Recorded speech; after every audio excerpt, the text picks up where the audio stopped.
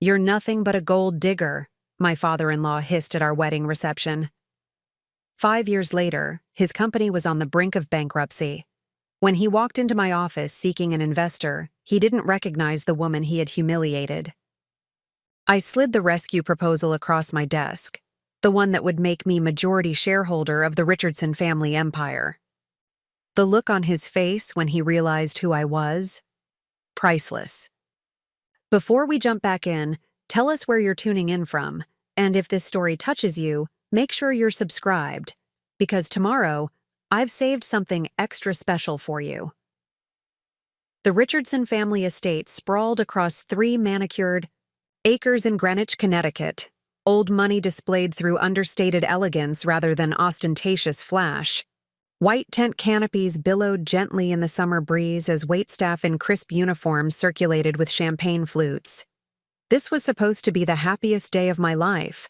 Instead, it became the day I discovered exactly what my new husband's family thought of me. I stood alone near the edge of the dance floor, watching Andrew charm a cluster of his parents' friends. He looked perfect in his tailored tuxedo, golden hair catching the late afternoon sunlight streaming through the tent. Opening? We'd met 2 years earlier at a charity fundraiser where I'd been working as an event coordinator. Our whirlwind romance had surprised everyone, including me. Andrew Richardson, heir to Richardson Financial Group, Ivy League educated, and seemingly enamored with Olivia Chen, the daughter of Chinese immigrants who had built a modest but respectable catering business in Queens. "Excuse me, Mrs. Richardson." A server appeared at my elbow, voice low. "Mrs. Elaine Richardson has requested your presence in the main house, the library." I smoothed the silk of my wedding gown, a flutter of nervousness in my stomach. My new mother-in-law had maintained cool politeness throughout our engagement, but never warmth. She'd insisted on planning the entire wedding, overriding my few suggestions with a practiced smile and references to Richardson family traditions. Still, I was eager to please, to be accepted into this family that meant so much to Andrew. The main house stood silent compared to the celebration outside. My heels clicked against marble as I made my way to the library, a room I'd only glimpsed during the brief tour Elaine had given me months earlier. I knocked gently before entering. "Ah, Olivia, close the door, please." Elaine Richardson sat perched on an antique leather chair. At 58, she remained striking. Silver-streaked dark hair cut in a precise bob, posture impeccable, diamond earrings catching the light from the desk lamp. Beside her stood her husband, Robert Richardson, his expression unreadable behind. Wire-rimmed glasses. "You wanted to see me?" I smiled, trying to ignore the tension radiating through the room. "Yes." Elaine gestured to a folder on the desk. "Do you know what this is?" I shook my head, the flutter in my stomach transforming into something heavier. A background report, quite thorough. Robert picked up the folder, flipping it open. "Your parents' catering business barely breaking even for the past 5 years. Your student loans, quite substantial. Your apartment in Queens." He looked up, eyes cold. "Your mother's medical bills." My face burned. "You investigated me?" "Of course we did," Elaine said smoothly. "The Richardson name carries significant weight in financial circles. We needed to understand exactly who was marrying into the family." Robert set the folder down with deliberate precision. "What we need to understand now is what exactly you want from this marriage." The question struck me like a physical blow. I love Andrew." A small, pitying smile crossed Elaine's face. "Darling, let's be adults. You've managed to secure a Richardson. Congratulations. Now let's discuss terms." "Terms?" The word felt foreign on my tongue. "Your prenuptial agreement is quite generous," Robert continued. "But we'd like to clarify expectations. The Richardson family has a certain position to maintain. Certain appearances." Elaine stood, moving to a sideboard where she poured herself a small glass of amber liquid. We've reserved a position for you at the Richardson Foundation. Nothing taxing, largely ceremonial. You'll attend charity events, sit on the board.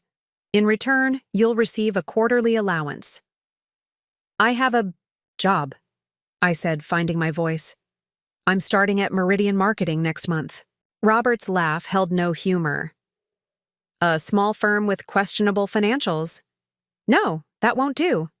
Richardson's spouses don't work at insignificant companies. We've already contacted Meridian, Elaine added. They understand you won't be taking the position. The room seemed to tilt slightly. You did what? Without discussing it with me? Without even telling Andrew? Andrew understands how things work in our world, Robert said dismissively. He's been raised to uphold family traditions. Does tradition include investigating your son's wife? Interfering with her career? My voice rose despite my efforts to remain calm. Robert's expression hardened. Let's be clear about what's happening here. You come from nothing. Your family business is one bad quarter from bankruptcy. Your education, while adequate, is from a state school. You bring absolutely nothing of value to this marriage except, apparently, your ability to charm our son. Robert, Elaine murmured. A half-hearted caution. He ignored her. You're nothing but a gold digger who got lucky. We're simply ensuring you understand your place. The words hit like slaps. I took an unsteady step backward, my wedding dress suddenly feeling too tight, too heavy. I love your son, I said, hating the tremor in my voice. I've never cared about your money. Everyone cares about money, especially those who've never had it, Elaine said, her tone almost kind. We're simply acknowledging reality. Now, shall we return to the reception? People will be wondering where the bride has disappeared to. I stood frozen, unable to process what was happening. This moment, in my wedding dress on what should have been the happiest day of my life, was when I realized I'd married not just Andrew, but an entire system that viewed me as fundamentally inferior. I need to speak with Andrew. The words came out stronger than I felt. Of course. Robert's smile didn't reach his eyes. But perhaps wait until after the reception? No need to create a scene on your wedding day. I turned and left without responding, moving through the grand house on autopilot. Outside, the celebration continued, oblivious to what had just occurred.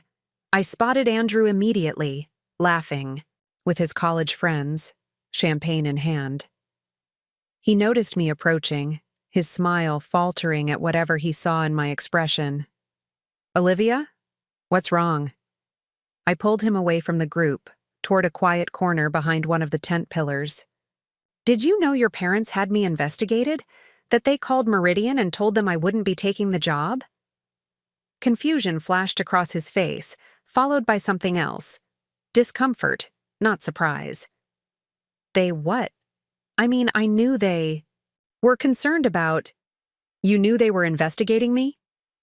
The betrayal felt like a physical pain. Andrew ran a hand through his perfectly styled hair. Liv, you have to understand. The Richardson name carries certain expectations. They just wanted to make sure. Make sure what? That I wasn't marrying you for money? That the Chinese-American girl from Queens was good enough for their son? Don't make this about race, he said, lowering his voice as a couple walked past. It's not about that. It's about compatibility. Our worlds are very different. Clearly, I stared at him. This man I thought I knew. Your father just called me a gold digger. To my face, on our wedding day. Andrew winced. Dad can be harsh, but he means well. He's just protective of the family. And you? What do you think? I searched his face, desperately hoping to see outrage on my behalf, a willingness to defend me. Instead, he sighed, glancing toward the main celebration. I think you're overreacting. This is how things work in families like mine. There are expectations, traditions. You'll adjust. In that moment, something shifted irreversibly between us. The man I loved, who I thought saw me as an equal, was revealing himself to be exactly like his parents, viewing me as someone who needed to be managed, shaped to fit their world. I see. My voice sounded distant to my own ears. "Let's just enjoy the rest of our reception," Andrew said, already turning back toward the party. "We can talk about this tomorrow. Everyone's waiting for our first dance." Numbly, I followed him back to the center of the celebration. As Andrew took my hand to lead me to the dance floor, I caught Robert Richardson watching us, satisfaction evident in his expression. Nearby stood Elaine, graciously accepting compliments on the beautiful wedding from her social circle. The perfect family tableau, with me as the newest acquisition. The band began playing our song, At Last, by Etta James, as Andrew pulled me into his arms. Guests gathered around, smiling and raising champagne glasses. I moved mechanically, thoughts racing. How had I missed the signs? The subtle condescension in Elaine's wedding planning takeover. The way Andrew dismissed my career aspirations as cute. The careful questions about my family background framed as casual interest. "You look beautiful," Andrew whispered in my ear as we swayed to the music. "Everyone's impressed with how well you fit in." I said nothing, focusing on maintaining the smile fixed to my face.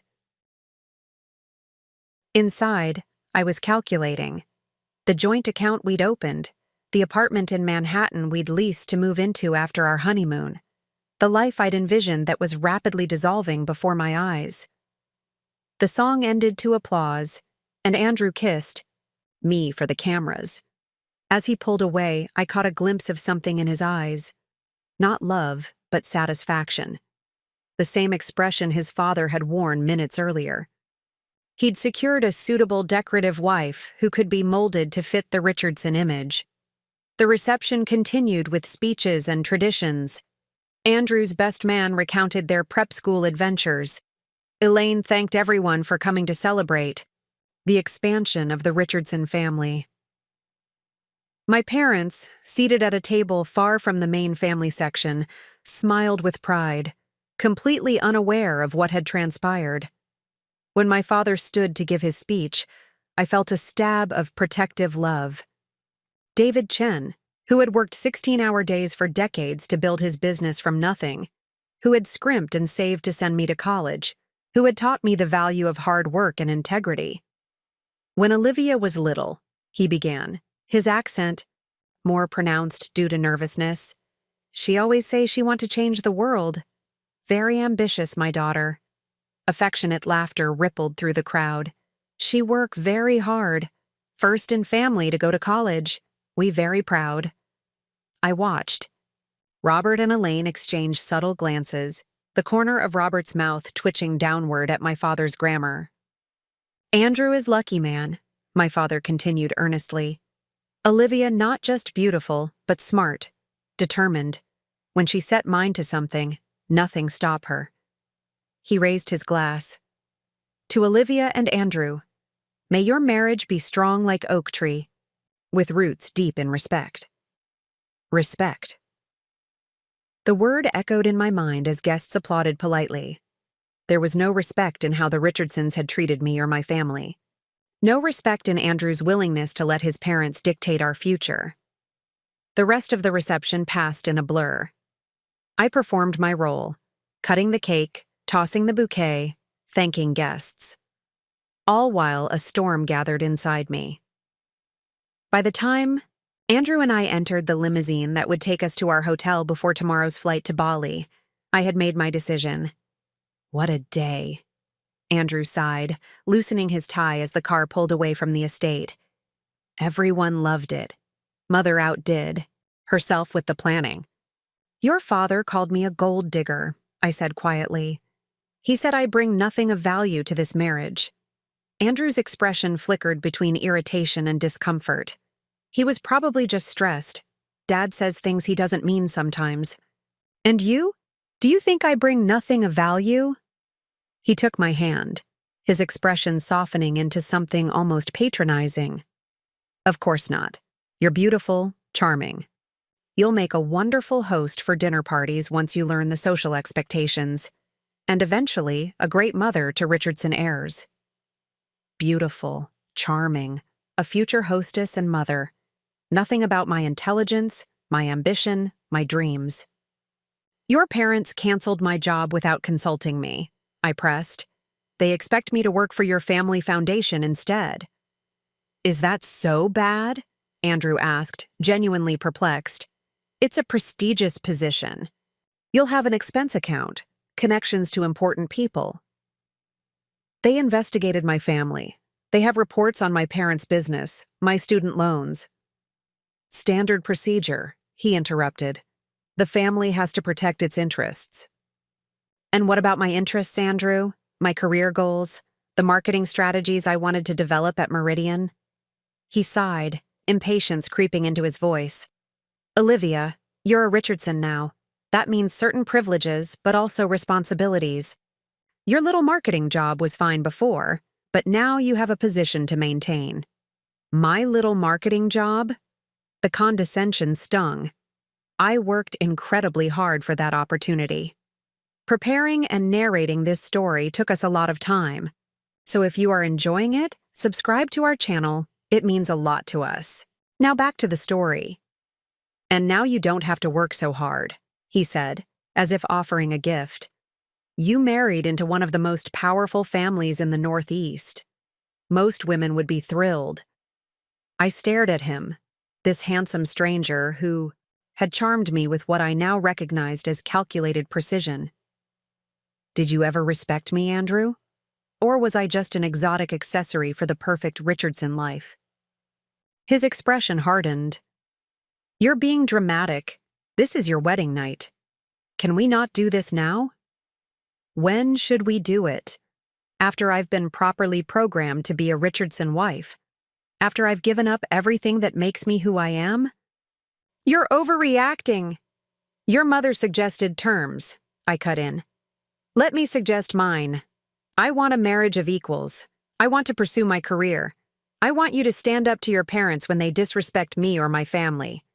Andrew's jaw tightened. My parents built everything we have.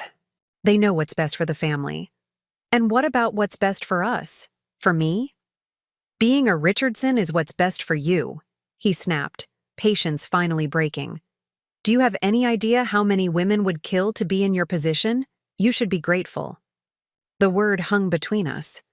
Grateful. I should be grateful that the mighty Richardsons had deigned to accept me, provided I surrendered my identity, my ambitions, my self-respect. I twisted my new wedding ring, the 5-carat diamond catching the light from passing street lamps. Stop the car. What? Andrew stared at me. Stop the car, I repeated, my voice steady despite the trembling in my hands. Don't be ridiculous. We're on the highway. I leaned forward, tapping on the partition.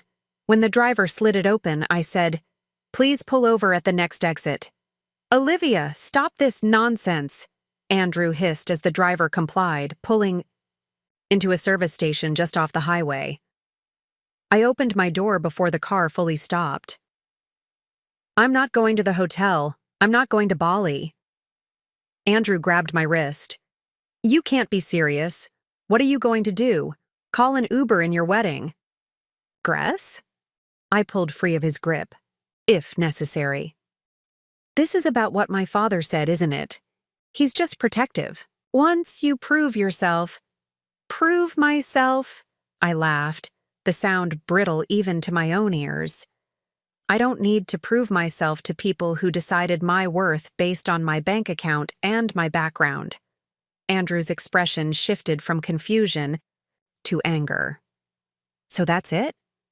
One difficult conversation and you're willing to throw away everything we could have together? What do we have together, Andrew? A relationship where your family dictates my career? Where your father can insult me? On my wedding day and you defend him? Where I'm expected to be grateful for the privilege of being a Richardson accessory? You're making a huge mistake, he warned, voice low. The prenup you signed. I know exactly what I signed, I interrupted. No claim to Richardson assets, or investments if the marriage lasts less than 5 years. I don't want your money, Andrew. I never did. His expression turned calculating. Where will you go? Back to that tiny apartment in Queens? How will you pay off those student loans? My father mentioned without the Richardson connections. The question revealed everything about how he saw me. As financially dependent, defined by limitations rather than potential. In that moment, I knew with absolute certainty I was making the right choice. I'll figure it out, I said, stepping fully out of the car. I always have. Olivia, get back in the car, Andrew commanded, his tone one he might use with a disobedient child. We're going to the hotel. We can discuss this rationally in the morning. I slipped the diamond ring from my finger and placed it on the seat, beside him. Tell your mother she was right about one thing. I don't belong in your family, but not for the reasons she thinks. Goodbye, Andrew. I closed the door on his shocked expression and walked toward the service station, wedding dress gathering road dust along its hem. Behind me, I heard Andrew call my name once, then the slam of a car door followed by the limousine pulling away. He had made his choice, and I had made mine. Inside the fluorescent-lit convenience store, I must have made quite a sight. A bride in full wedding regalia, alone at 11 p.m. The teenage clerk stared openly as I asked to use the phone. With shaking fingers, I dialed one of the few numbers. I knew by heart. May? It's Olivia. I need your help. My college roommate's voice came through, concern immediate. Liv? Aren't you supposed to be at your wedding reception? It's over, I said, the words bringing both pain and strange relief. The marriage, too. I'll explain everything, but right now I need somewhere to go. Where are you? The sound of movement came through the line, May already in action, no questions asked. This was friendship, I realized. Unconditional support without the expectation of molding me into someone else's vision. 30 minutes later, May's battered Honda pulled into the service station. She took one look at my face and wrapped me in a fierce hug. Whatever happened, we'll figure it out, she promised, helping me stuff my massive dress into her back seat. You can stay with me as long as you need. As we drove toward May's apartment in Brooklyn, I stared out the window at the city lights. The path forward wasn't clear yet, but one thing was certain. I would never again allow anyone to make me feel worthless because of where I came from or what I owned. I need to call my parents, I said quietly. They're going to be devastated. Tomorrow, May advised. Tonight, you rest. Tomorrow, we start rebuilding. Rebuilding. The word resonated with unexpected hope. The Richardsons had seen me as someone defined by lack of money, lack of pedigree, lack of social standing.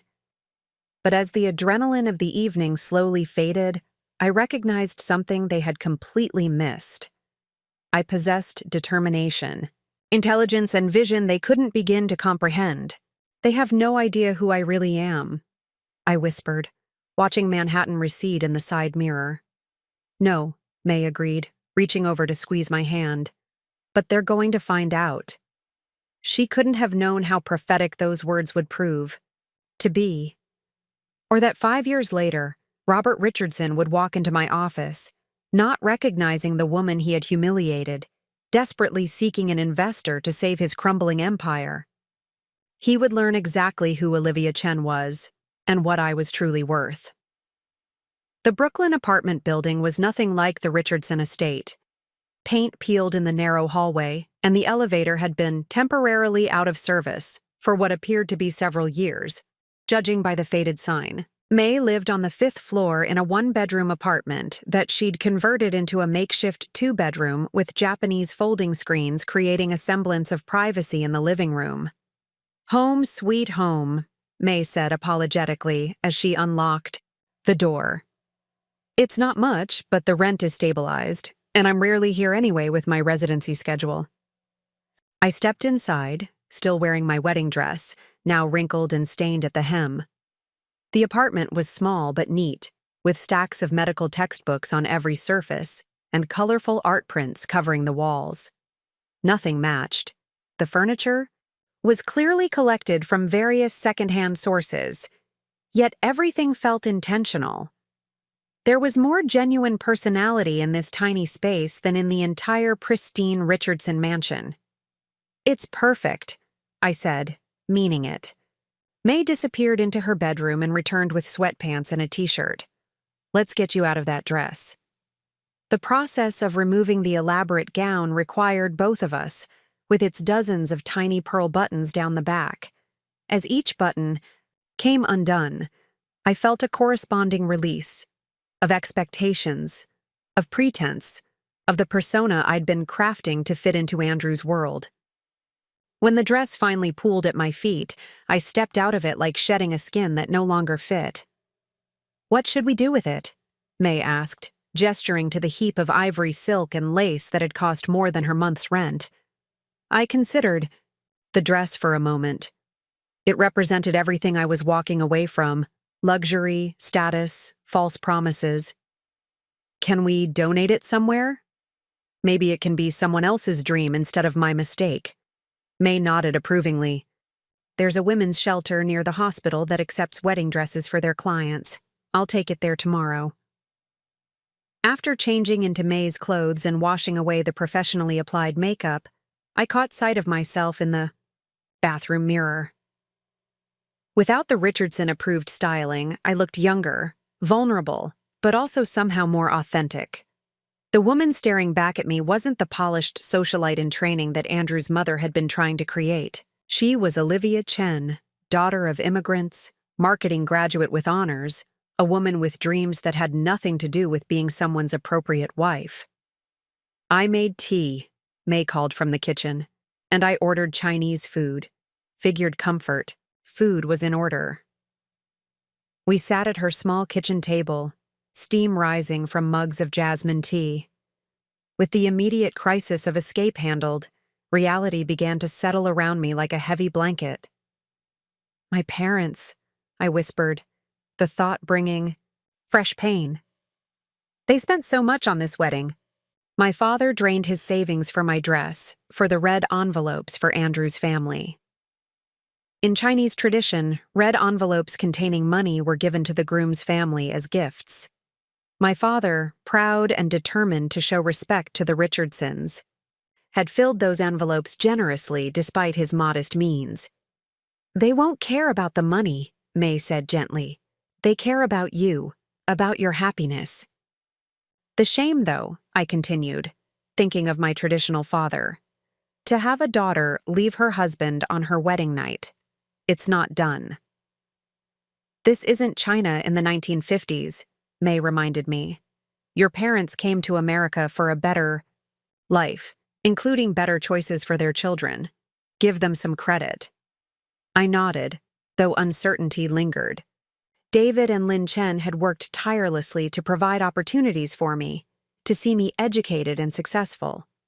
The Richardsons' dismissal of their achievements, their casual racism disguised as class concerns, still made my blood boil more than my own humiliation. "The Richardsons investigated my family," I said, the anger helping to push back against encroaching despair. "They made comments about my father's accent, seated my parents in the farthest corner at the reception, and Andrew, he just went along with it all." "Men like Andrew are born into systems that privilege them at every turn," May observed, her voice gentle but firm. "They rarely question those systems because they've never had to. Everything is designed for their comfort and advancement." My mind flashed to the folder Robert Richardson had so casually flipped through, documenting my family's finances, my educational debt, our modest home in Queens, information gathered without consent, used to judge and diminish. "They thought they knew me from that folder," I said, the realization crystallizing. "They saw numbers and addresses and decided my worth. They never saw me at all." The doorbell rang, interrupting our conversation. the delivery driver with our late-night meal. As May paid and collected the bags, I found myself thinking about worth, how it's measured, who gets to define it, how easily we internalize others' assessments of our value. We ate directly from the containers, sharing steamed dumplings, kung pao chicken, and vegetable lo mein. The familiar food, so different from the elaborate French-inspired cuisine at the wedding, brought unexpected comfort. This was my heritage, my history, flavors that told the story of where I came from, not where the Richardsons thought I should be going.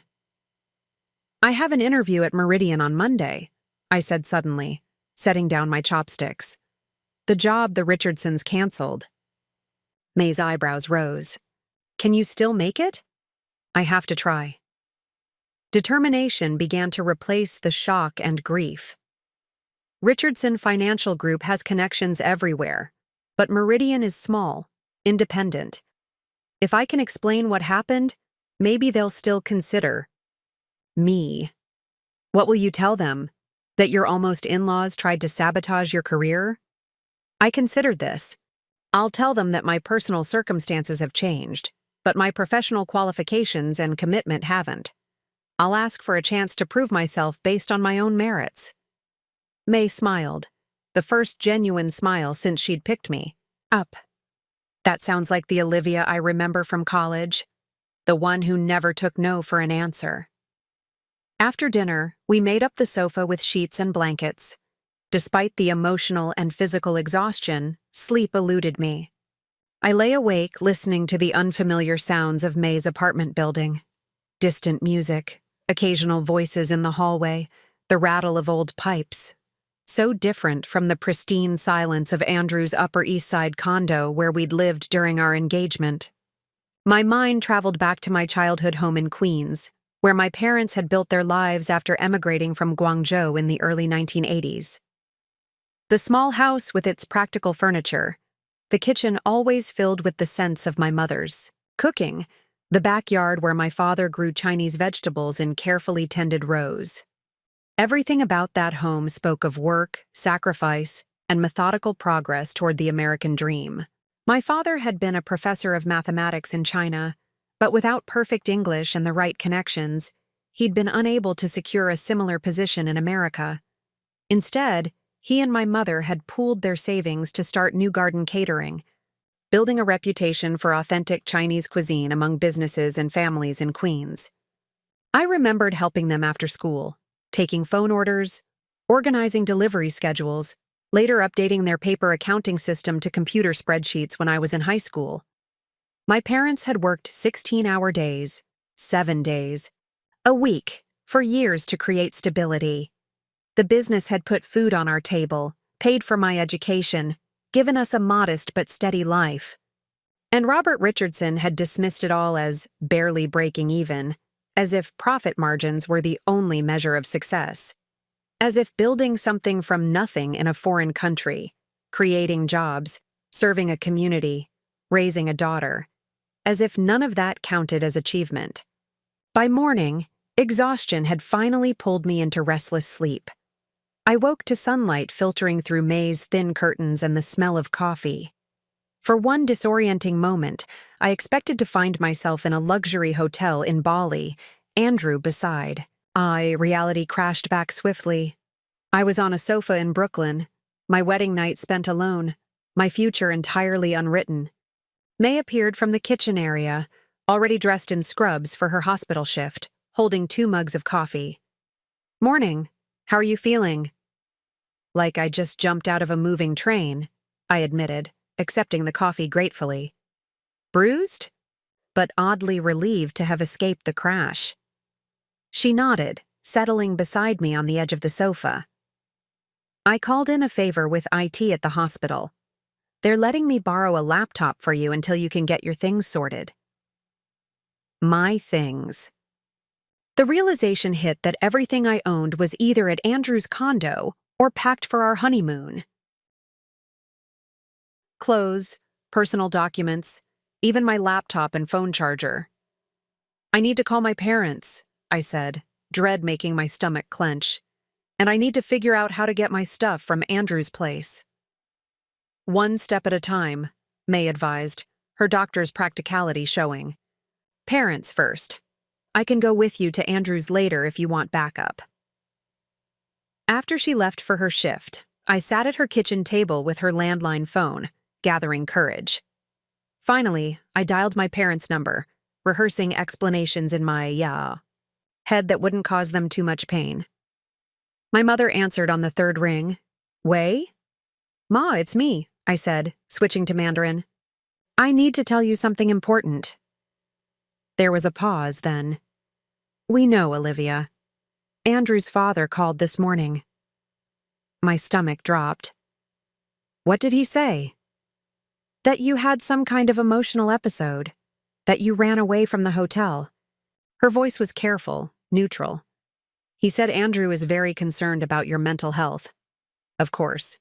The Richardsons were already controlling the narrative, painting me as unstable rather than acknowledging their behavior.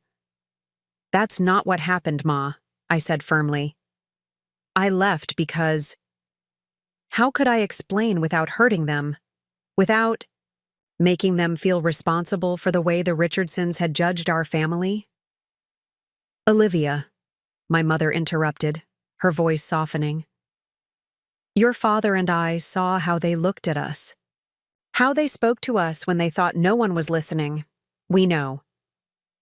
Tears filled my eyes. You knew how they felt about our family? We have been immigrants for 30 years, she said simply. We recognize that look. But we thought Andrew was different. That he valued you properly. He doesn't, I confirmed, the truth still raw. He expects me to be grateful they accepted me at all, to give up my career, my identity, to become what they want. My mother was quiet for a moment. Then, your father wants to speak with you. There was rustling as the phone changed hands. I braced myself for disappointment, for the traditional values that might lead my father to urge reconciliation despite everything. Olivia? My father's voice was steady, familiar. Where are you staying? With May in Brooklyn. I'm safe. Good, that's good. He cleared his throat. Last night at the wedding I saw how that family treated you, how the son, Andrew, let them treat you. I wanted to say something, but your mother said it would only embarrass you. You saw? I asked, surprised by his perception. A father sees, he said simply. When we left China, we left behind many things. Family connections, professional status, comfort, but we kept our dignity. Always, this cannot be taken unless you surrender it. Fresh tears spilled down my cheeks. Bah, I'm so sorry about the money you spent on the wedding. The red envelopes. Money is just money, he interrupted firmly. It comes, it goes. But my daughter's spirit, her self-respect, these are beyond price. If you stayed with a man who cannot defend you against his own family's disrespect, that would be the real waste. Relief washed through me. You're not ashamed of me for leaving? My father's laugh was short but genuine. Ashamed? Olivia, your mother and I crossed an ocean with nothing but hope and determination. You are our daughter. We would expect nothing less than the courage to walk away from people who cannot see your true value. After disconnecting, I sat holding the phone, my father's words settling into the spaces where doubt had lived. My parents had recognized in the Richardsons what I had initially missed, the calculated assessment of worth based on external markers rather than character or capability. More importantly, they had not been fooled, had not internalized that judgment as truth.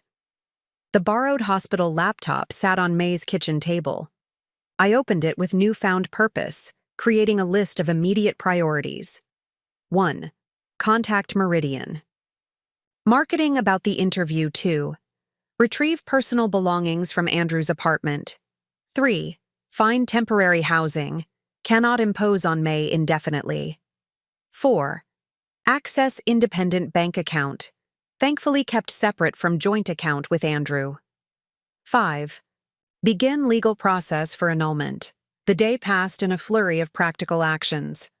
I called Meridian and, after a careful explanation to the HR director about personal circumstances requiring me to confirm my continued interest, secured a Monday morning interview. I arranged to meet Andrew at his condo the following day while he would be at work, with the building manager present to supervise as I collected my belongings. When May returned from her shift that evening, she found me surrounded by rental listings and budget calculations. "Productive day?" she asked, dropping her bag by the door and collapsing into a chair. "Very," I confirmed. "I have an interview, Monday, and I'm going to get my things from Andrew's tomorrow. I'm also looking at apartments in Brooklyn or Queens, something I can afford on an entry-level marketing salary, assuming I get the Meridian job." May studied me with professional assessment. "How are you really doing, though? Emotionally?" I considered the question seriously. "I'm hurt, angry, embarrassed that I didn't see who Andrew really was before the wedding. But mostly I feel clear, like I was trying to fit myself into a life that was never designed to accommodate someone like me." "And what kind of life is designed for someone like you?" May asked, genuinely curious. The question caught me off guard. In my relationship with Andrew, I'd gradually shaped myself to fit his expectations, adapting my speech, my clothing, my ambitions to be palatable to the Richardson world. I'd become so focused on fitting in that I'd stopped imagining alternatives. "I don't know yet," I admitted, "but I want to build something meaningful. Something that's mine, based on what I can create, not who I can marry or impress." "That sounds like the Olivia who got into every college she applied to," May noted with approval. "The one who led the marketing team for that charity fundraiser, where you met Andrew in the first place. The fundraiser. I'd almost forgotten that my relationship with Andrew had begun when I was at my most authentic, confidently directing volunteers, solving logistical problems on the fly, presenting sponsors with meticulously designed recognition materials. He'd approached me, seemingly impressed by my capability and confidence. When had that changed? When had my competence become something to be managed rather than admired? "You know," May said thoughtfully, "now that you're starting fresh, you can be absolutely deliberate about what you build. No compromises based on someone else's expectations." The idea was both terrifying and exhilarating. For years, I'd been operating within frameworks defined by others, academic institutions, the Richardson family, social expectations. The thought of defining success entirely on my own terms was daunting, but undeniably appealing. The next morning, I took the subway to Andrew's Upper East Side building. The doorman's carefully neutral expression suggested he'd been briefed on the situation. The building manager, a professionally polite woman named Ms. Torres, met me in the lobby. "Mr. Richardson has authorized you to collect personal items only," she informed me. "Any jointly purchased items or gifts are to remain in the apartment until legal arrangements are made." I nodded, relieved that Andrew had chosen not to be present, that he was allowing this process to proceed without unnecessary confrontation. Perhaps he was embarrassed, or perhaps he simply wanted to expedite my exit from his life. The apartment looked exactly as I'd left it 2 days earlier, a half-packed suitcase for our honeymoon still open in the bedroom, my makeup scattered. Across the bathroom counter, wedding planning binders stacked on the coffee table. Signs of the life I'd thought I was building. Under Ms. Torres' watchful eye, I methodically gathered my clothes, personal documents, and electronics. I was careful to take only what was indisputably mine, leaving behind anything that might prompt accusations of inappropriate taking. The wedding gifts remained untouched. They would need to be returned anyway. As I collected my possessions, I noticed how little of myself was actually present in the space. The decor remained what it had been before I moved in, professionally designed, impeccably tasteful, and utterly impersonal.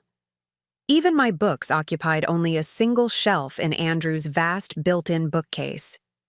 I had begun disappearing before I ever walked away. In the kitchen, I paused before a framed photo of Andrew and me at the Richardson family's summer home in the Hamptons. We looked happy, my smile wide as Andrew's arm circled my waist. The image captured nothing of the conversation. That had occurred minutes later, when Elaine had taken me aside to suggest more appropriate swimwear for future family gatherings. I left the photo behind. That carefully curated version of Olivia Chen would remain with the Richardsons, a ghost of who I might have become had I stayed. "Is that everything?" Ms. Torres asked as I zipped my final bag. "Yes," I said, surveying the apartment one last time. "That's everything that matters." 3 hours later, I sat in the waiting room at Meridian Marketing, wearing a borrowed suit from May that was slightly too large but professionally presentable. My resume lay in my lap, along with a portfolio of campaign concepts I'd developed during graduate school. The receptionist had greeted me with no indication that she knew about the Richardsons' call canceling my employment, a promising sign. Jacob Morris, Meridian's founder and creative director, emerged from the inner office with a warm smile. "Olivia, good to see you again. Come on in." His office was cluttered but vibrant, walls covered with campaign mock-ups, shelves overflowing with marketing books and industry awards, desk barely visible beneath stacks of briefs and creative concepts. It couldn't have been more different from the austere minimalism of Robert Richardson's oak-paneled sanctuary.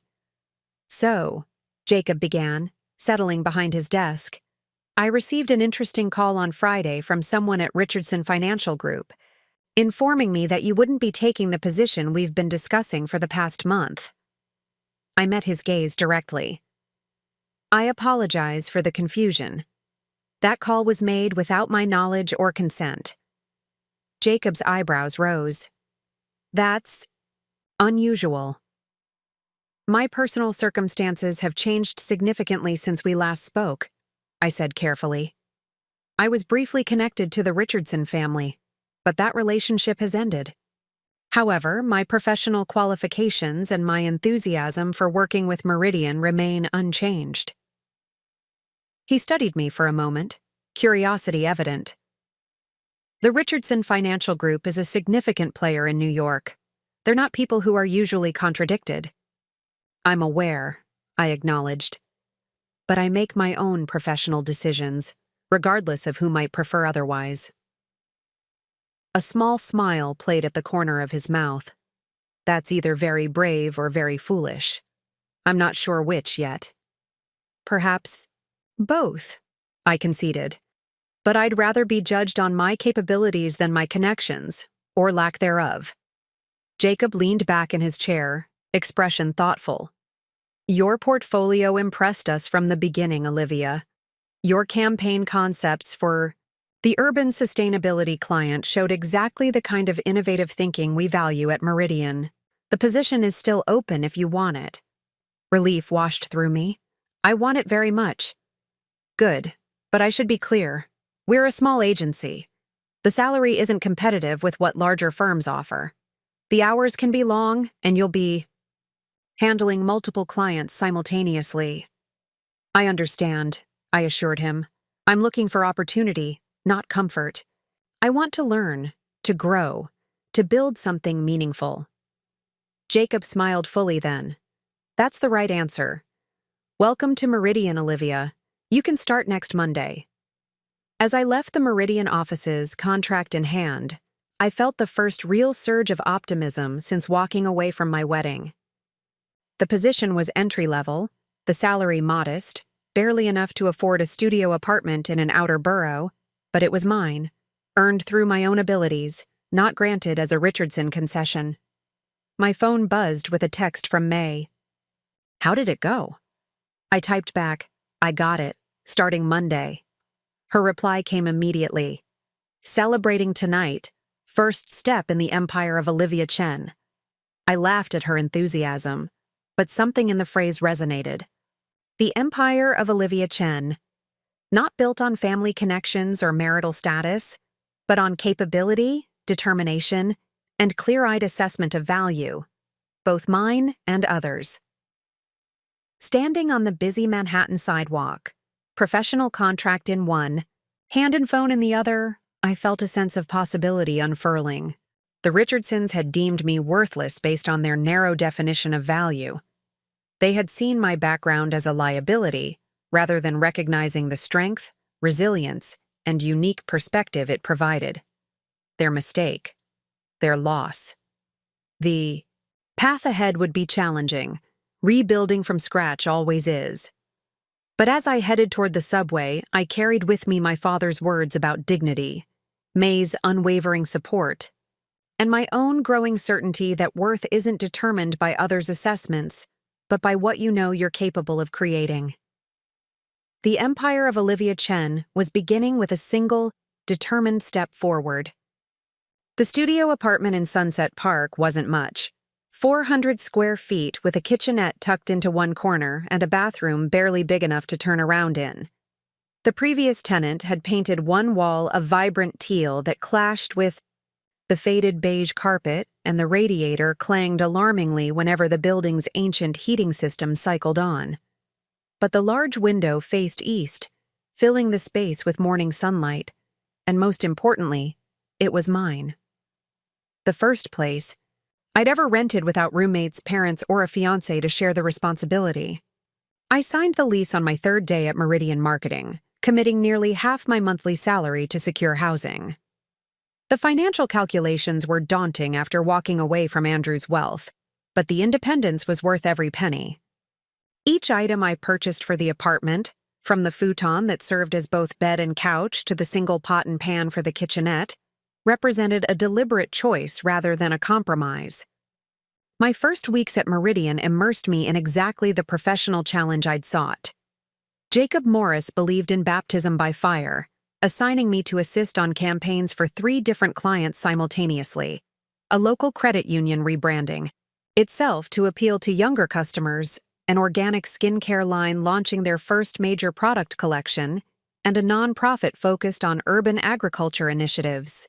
"We need fresh concepts for the Harvest Community Gardens pitch meeting," Jacob announced, dropping a thick folder on my desk one morning during my second week.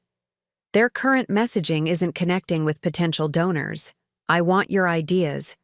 By Friday. The workload was intense, the learning curve steep. I routinely stayed at the office until 9 or 10 each night, absorbing everything I could about campaign strategy, client relations, and marketing analytics. My tiny apartment became little more than a place to sleep before returning to work the next morning. One evening, as I was completing research for the urban agriculture client, I found myself thinking about my parents' business. New Garden Catering had never had a proper marketing strategy. Their reputation had grown entirely through word of mouth and a steadfast commitment to quality. What might be possible if they applied even basic marketing principles to expand their customer base? The idea prompted me to call home for the first time since retrieving my belongings from Andrew's apartment. "Bah, how's business going?" I asked after exchanging the usual updates about health and weather. My father's sigh traveled through the phone line. "Not so good this quarter. The new chain restaurant opened 2 blocks away. Their prices we cannot match." "You shouldn't try to match their prices," I said, professional instincts kicking in.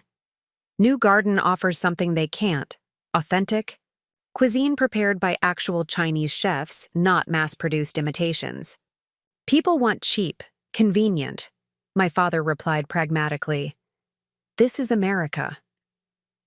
"Some people do," I acknowledged, "but others want quality, authenticity, connection to tradition. You're trying to compete on the wrong terms." The conversation shifted into an impromptu consultation as I asked questions about their regular customers, pricing structure, and most profitable menu items. By the end of our call, I'd promised to create a basic marketing strategy for New Garden on my weekend off, my first professional project outside of Meridian. That Saturday, I visited the small restaurant space my parents had occupied for over 2 decades. The familiar scents of ginger, garlic, and five-spice powder filled the air as I examined the operation with new eyes. The modest dining area, with its practical furniture and faded wall decorations. The menu, unchanged for years, listing dishes by number without descriptions or photos. The generic takeout containers bearing only the restaurant name and address. "We need to tell your story," I explained to my puzzled parents. "People don't just want food. They want experience, connection. The couple who've been making traditional Cantonese cuisine for 30 years after emigrating from Guangzhou? That's valuable. That's what sets you apart." My mother looked skeptical. "Americans don't care about our story. They want sweet and sour chicken egg rolls." "Some don't care," I conceded. "But you're not trying to serve everyone. You're trying to reach people who value what you uniquely offer." Working through the weekend, I created new menu designs, featuring my parents' journey alongside dish descriptions, developed a social media strategy focusing on behind-the-scenes food preparation and family recipes, and identified nearby businesses for potential catering partnerships. The work energized me in a way that went beyond professional satisfaction. This was personal, meaningful, a way to honor my parents' legacy while helping secure their future. When I presented the completed materials on Sunday evening, my father studied them silently while my mother peered over his shoulder. "This is good," he finally said, genuine surprise in his voice. "Very professional."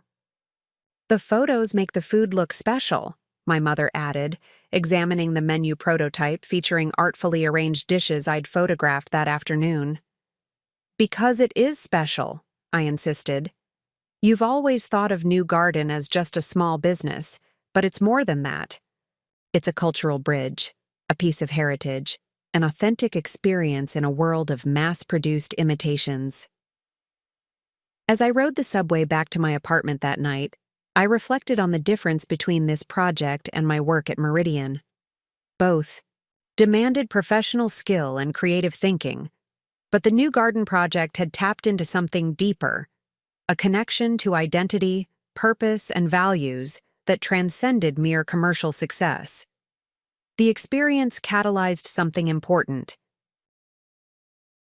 Over the following weeks, while maintaining my demanding schedule at Meridian, I began developing a side project, a consulting service focused on helping small, immigrant-owned businesses compete effectively against larger chains by emphasizing their authentic stories and unique cultural offerings. I called it Heritage Marketing Solutions, creating a simple website and business cards with my limited free time. The name reflected exactly what I hoped to provide: strategies that transformed cultural heritage from perceived disadvantage into marketable strength. My parents became my first official clients, with a modest fee that they insisted on paying, despite my protests.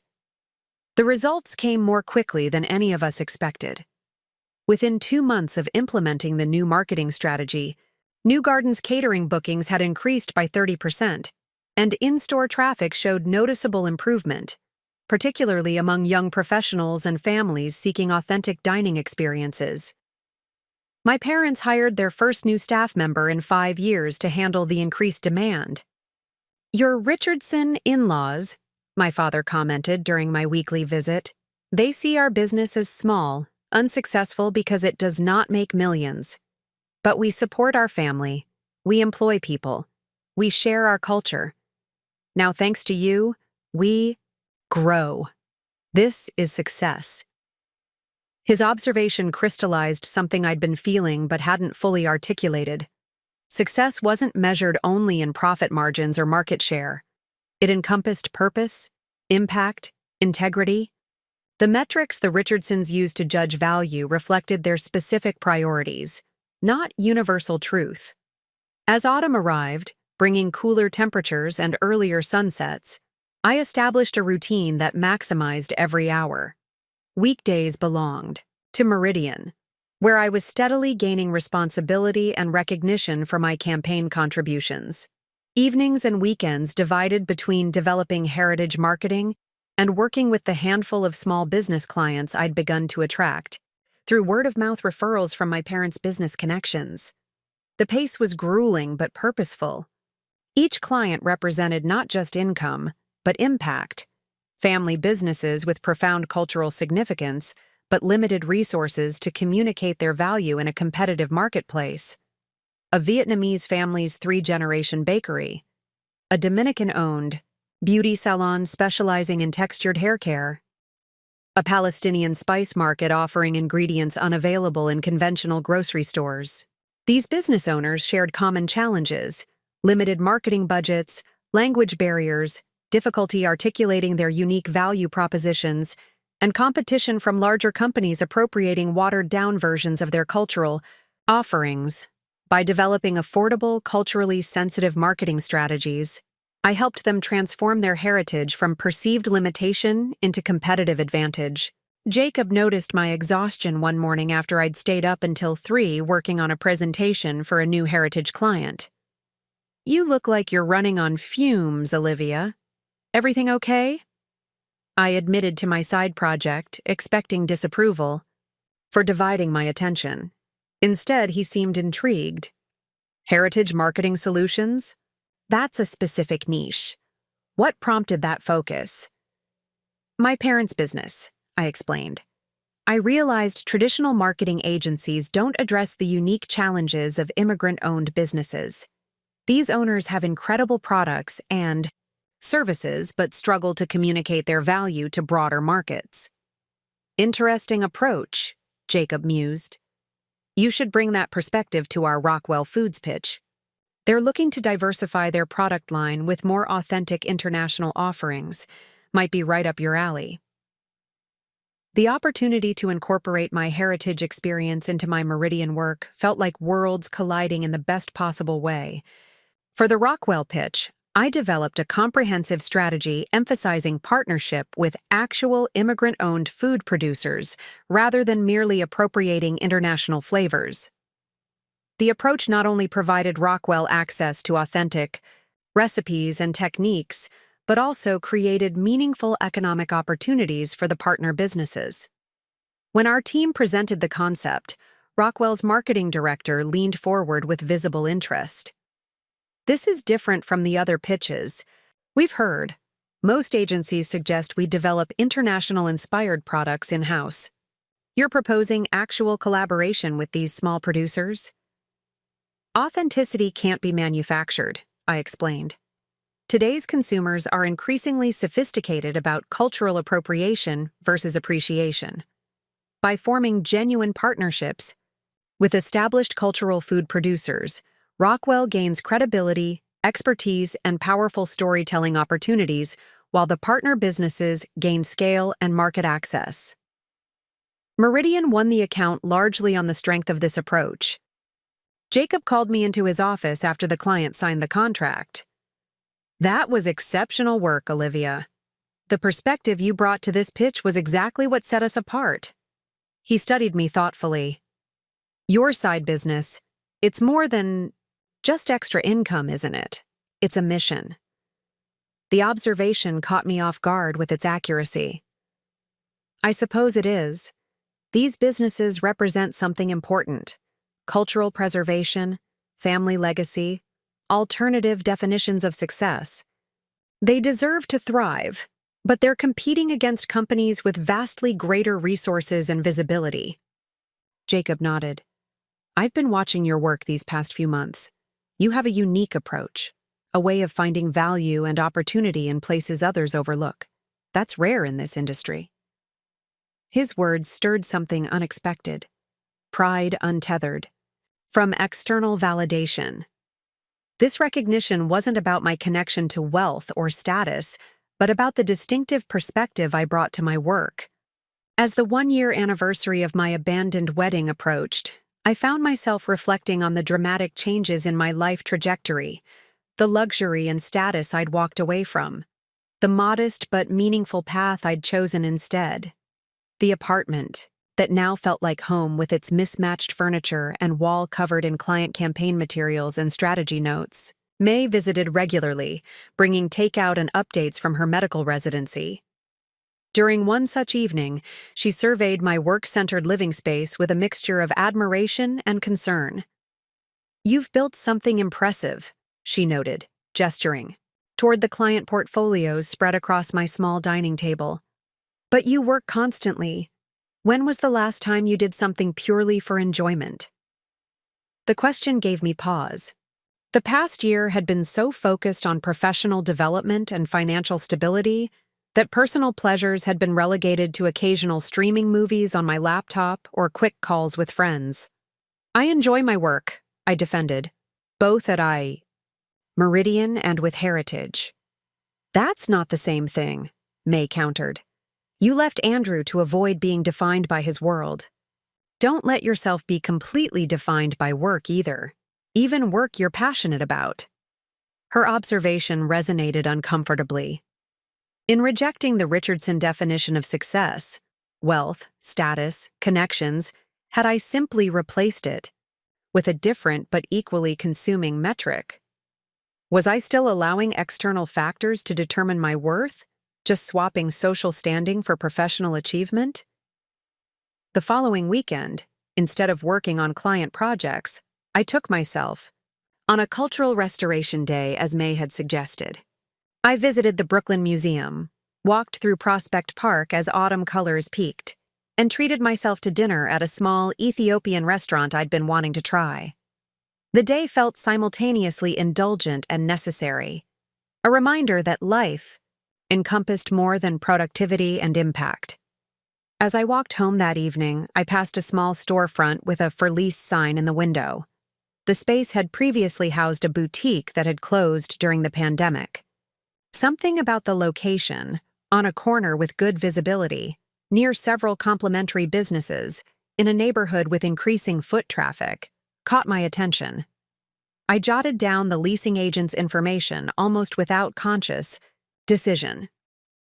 The idea that began forming wasn't fully logical or practical. Heritage marketing was growing steadily, but remained a side business operated from my apartment. Taking on commercial space represented significant risk and commitment. Yet something about that storefront sparked a vision of possibility. A physical location where Heritage could expand beyond marketing into a more comprehensive business development hub for immigrant entrepreneurs. The next morning, I called the leasing agent for information, expecting the rent to immediately end my consideration. The figure he quoted was substantial, but not completely prohibitive if I dedicated myself fully to growing Heritage. The real question wasn't financial feasibility, but personal readiness. Was I prepared to leave the security of Meridian to pursue my own vision exclusively?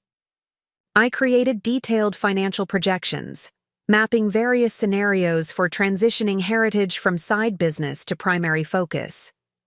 The analysis was sobering. Even with my growing client base, replacing my Meridian salary would require significant expansion. Commercial space would add overhead before generating corresponding revenue. The logical conclusion was clear: the timing wasn't right. I should continue building Heritage gradually while maintaining my position at Meridian. Yet the vision of that storefront kept returning, representing something beyond rational calculation. It symbolized a declaration of intent, a physical manifestation of the business I believed could exist. A space where immigrant entrepreneurs could find not just marketing support, but community, resources, and recognition of their unique value. After a week of deliberation, I scheduled a meeting with Jacob. His office remained the creative chaos I'd grown to appreciate, though I now recognized the method within it. Campaign materials grouped by client, reference books arranged by category despite their haphazard stacking. "I wanted to discuss my future at Meridian," I began after initial pleasantries. Jacob leaned back in his chair, expression neutral but attentive. "I'm listening." "You've given me incredible opportunities this past year, and I've learned more than I could have imagined," I continued. "But my work with Heritage Marketing has evolved into something that requires my full attention and commitment." Understanding dawned in his eyes. "You're leaving us." "I'm pursuing my own vision," I corrected gently. "Heritage has the potential to become more than a marketing consultancy." It could be a comprehensive business development hub for immigrant entrepreneurs who are overlooked by traditional agencies and investment structures. Jacob nodded slowly. I can't say I'm surprised. Your passion for that work has been evident. The timing is unfortunate from our perspective. You've become valuable to our team. But I've never been one to stand in the way of someone building something meaningful. His support was genuine but tinged with professional disappointment. We discussed transition timing, ongoing projects, and proper handoff procedures. As our meeting concluded, Jacob offered a practical suggestion that caught me by surprise. The Rockwell Foods account. They specifically appreciate your perspective on authentic cultural marketing. Would you consider continuing as a consultant on that account even after you leave your full-time position? It would provide some income stability during your transition. The offer represented the best of both worlds, freedom to pursue heritage, full-time while maintaining a connection to Meridian and a reliable income source. We negotiated terms that benefited both parties, and I left the meeting with a concrete transition plan and unexpected validation of my value. 2 weeks later, I signed the lease on the storefront space. The rent consumed a significant portion of my savings, reinforcing the commitment this step represented. As I stood in the empty commercial space, high ceilings, large windows, worn, wooden floors that would need refinishing, I experienced both exhilaration and terror. This wasn't a side project anymore. This was my future, my vision manifested in physical form. The renovations consumed another chunk of savings and 6 weeks of intensive effort. I designed the space to serve multiple functions: a professional office area for client meetings, a workshop space for training sessions and community events, and a small gallery showcasing products from client businesses. The back room became a photography studio for creating marketing materials, crucial for clients who couldn't afford professional product photography. Heritage Marketing Solutions officially opened its doors in spring, almost exactly 18 months after I'd walked away from my wedding. My parents attended the small reception, my father surveying the space with undisguised pride. When you left that Richardson man, he said quietly as we stood looking at the newly painted Heritage logo on the front window, his family thought you were returning to nothing.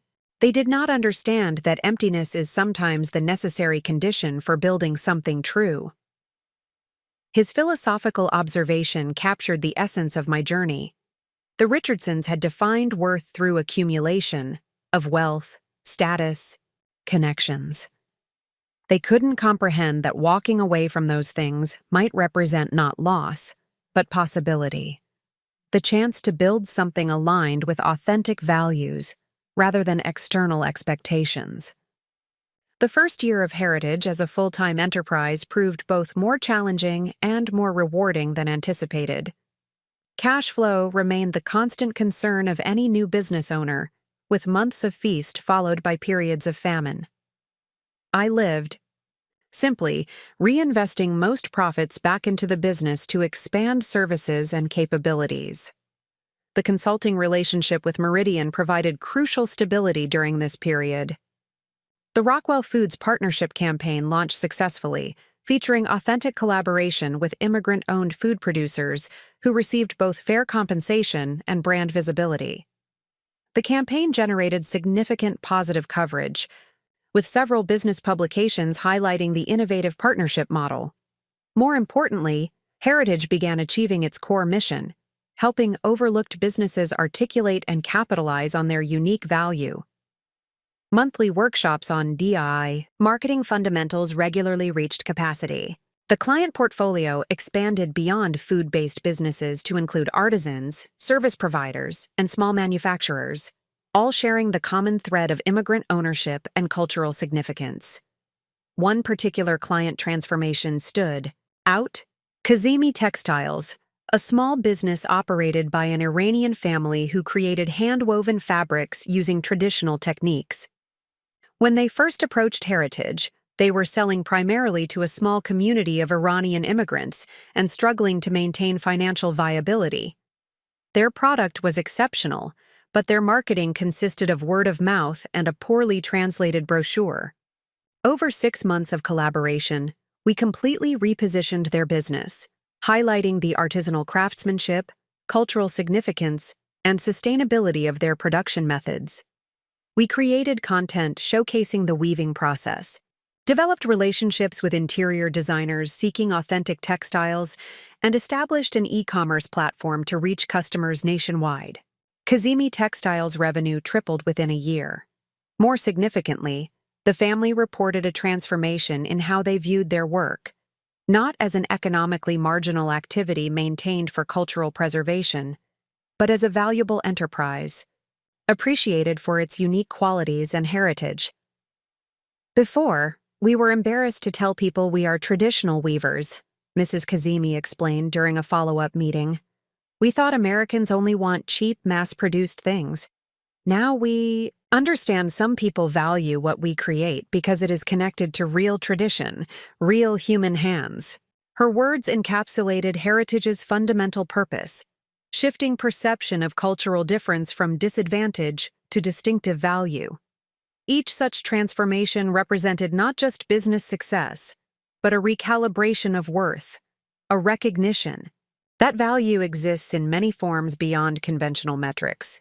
As Heritage approached its second year of operation, I faced decisions about growth and direction.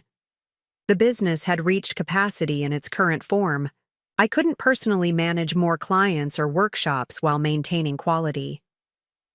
Expansion would require hiring staff, developing more structured methodologies, potentially seeking outside investment, all steps that would transform Heritage from personal mission to proper enterprise. The prospect was both exciting and intimidating. I'd built something meaningful, proving the viability of my vision while helping dozens of businesses thrive. Yet scaling beyond my direct involvement would require surrendering some control, trusting others to implement the approach I'd developed through personal experience and conviction. One evening, as I was working late finalizing a presentation for a potential investor, my office phone rang. The number wasn't familiar, but I answered, with my standard business greeting. Heritage Marketing Solutions, this is Olivia Chen. A brief pause, then a female voice I instantly recognized despite the years since I'd heard it last. Olivia, this is Elaine Richardson, Andrew's mother. My grip tightened on the phone as Elaine Richardson's voice brought an immediate flood of memories. Her cold assessment in the library on my wedding day, the subtle dismissals at family events, the calculated undermining of my confidence. Mrs. Richardson, I managed, professional training taking over where personal composure faltered. This is unexpected. Yes, I imagine it is. Her voice held the same cultured precision I remembered, though something in her tone seemed different, less assured perhaps. I'm calling about a business matter. I understand you run a marketing consultancy now. The statement contained no explicit judgment, yet the slight emphasis on marketing consultancy conveyed volumes, as if describing a child's lemonade stand rather than a legitimate business. Old insecurities threatened to surface before I firmly pushed them aside. Heritage Marketing Solutions specializes in business development for underserved entrepreneurs, particularly immigrant-owned enterprises, I replied, deliberately formal. How can I help you, Mrs. Richardson? A pause followed, longer than would be natural in ordinary conversation. I'd prefer to discuss this in person. Are you available for a meeting tomorrow? I could come to your office. The request was so unexpected that I momentarily wondered if I'd misheard. Elaine Richardson, coming to my Brooklyn office? The woman who had investigated my background and deemed me unworthy of her son was now seeking my professional services? I have availability at 2 o'clock, I said, consulting my calendar while struggling to maintain equilibrium. May I ask what specific services you're interested in? It's a complex situation requiring discretion, she replied, evading details. Tomorrow at 2 will be fine. Thank you for your time, Olivia. After hanging up, I remained motionless, staring at the phone as if it might explain what had just occurred. Why would Elaine Richardson contact me after nearly 3 years of silence? What business matter could possibly require my specific expertise, given the vast network of high-end consultants undoubtedly at her disposal? My first instinct was to call May, but she was in the middle of a hospital rotation with unpredictable hours. Instead, I closed my laptop and headed home early, my thoughts too disrupted to continue productive work. My apartment, now upgraded from the initial studio to a modest one-bedroom in the same neighborhood, offered little distraction from speculation. I considered canceling the meeting, citing a scheduling conflict, or simply refusing to engage with someone who had caused such pain. But professional curiosity overrode personal hesitation. Whatever Elaine Richardson wanted, the meeting itself represented a shift in power dynamics too intriguing to dismiss. Morning brought no clarity but a decision to approach the meeting with strict professionalism. I dressed with deliberate care, a tailored charcoal suit that projected competence without flashiness, minimal jewelry, hair pulled back in a sleek style that couldn't be criticized as too casual or too elaborate, armor for an encounter with someone who had once deemed everything about me inadequate. Heritage's office space had evolved significantly since its opening. The worn wooden floors now gleamed with professional refinishing. Custom shelving displayed client products with gallery-like precision. The workshop area featured comfortable seating, arranged to facilitate discussion rather than passive listening. Everything communicated purposeful design rather than budget constraints, though the latter had certainly influenced decisions. At precisely 2 o'clock, the front door opened. Elaine Richardson entered alone, without the assistant or security personnel I might have expected. She wore a cream-colored suit that probably cost more than my monthly rent, designer accessories, and the same impeccable bob, now with more silver than I remembered. Her gaze traveled around the space with practiced neutrality before settling on me. "Your office is unexpected," she said, which could have been either compliment or criticism. "Thank you for coming, Mrs. Richardson." I gestured toward, my consultation area, where comfortable chairs surrounded a round table deliberately chosen to avoid power positioning. "Please, have a seat. Would you like tea or coffee?" "Water would be fine." I provided a glass from the small kitchenette, using the moment to gather my composure. When I joined her at the table, notepad and tablet ready, I adopted my standard client consultation demeanor. "Now, how can Heritage Marketing assist you?" Elaine took a measured sip of water before responding. "What I'm about to share requires absolute confidentiality." "All client matters are confidential at Heritage," I assured her, resisting the urge to add that I'd never violated the non-disclosure agreement the Richardsons had required after my departure, despite having ample reason for resentment. She nodded, apparently satisfied with this standard assurance. "Richardson Financial Group is facing a significant reputational challenge. Specifically, our family office division, which manages wealth for select clients beyond our standard investment services."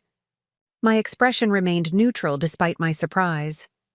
Richardson Financial was one of the oldest and most established financial management firms in the Northeast, with a reputation for conservative reliability rather than innovative approaches.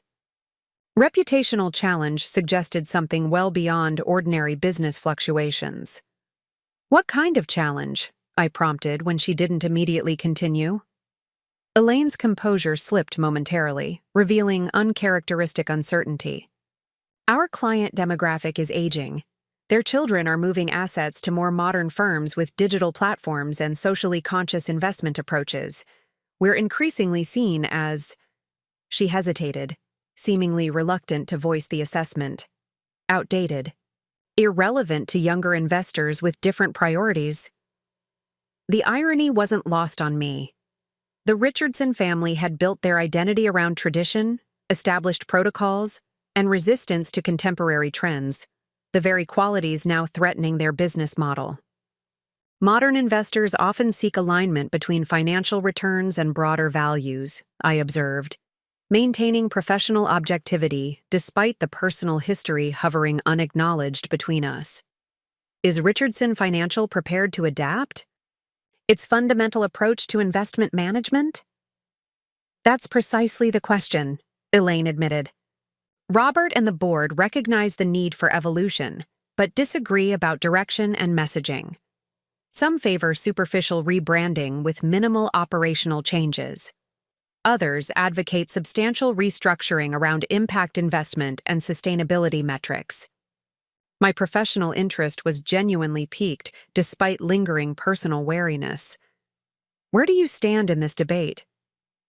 Her answer surprised me. I believe authenticity is essential. We can't simply adopt contemporary language without meaningful changes, but we also can't abandon core principles that have served clients for generations.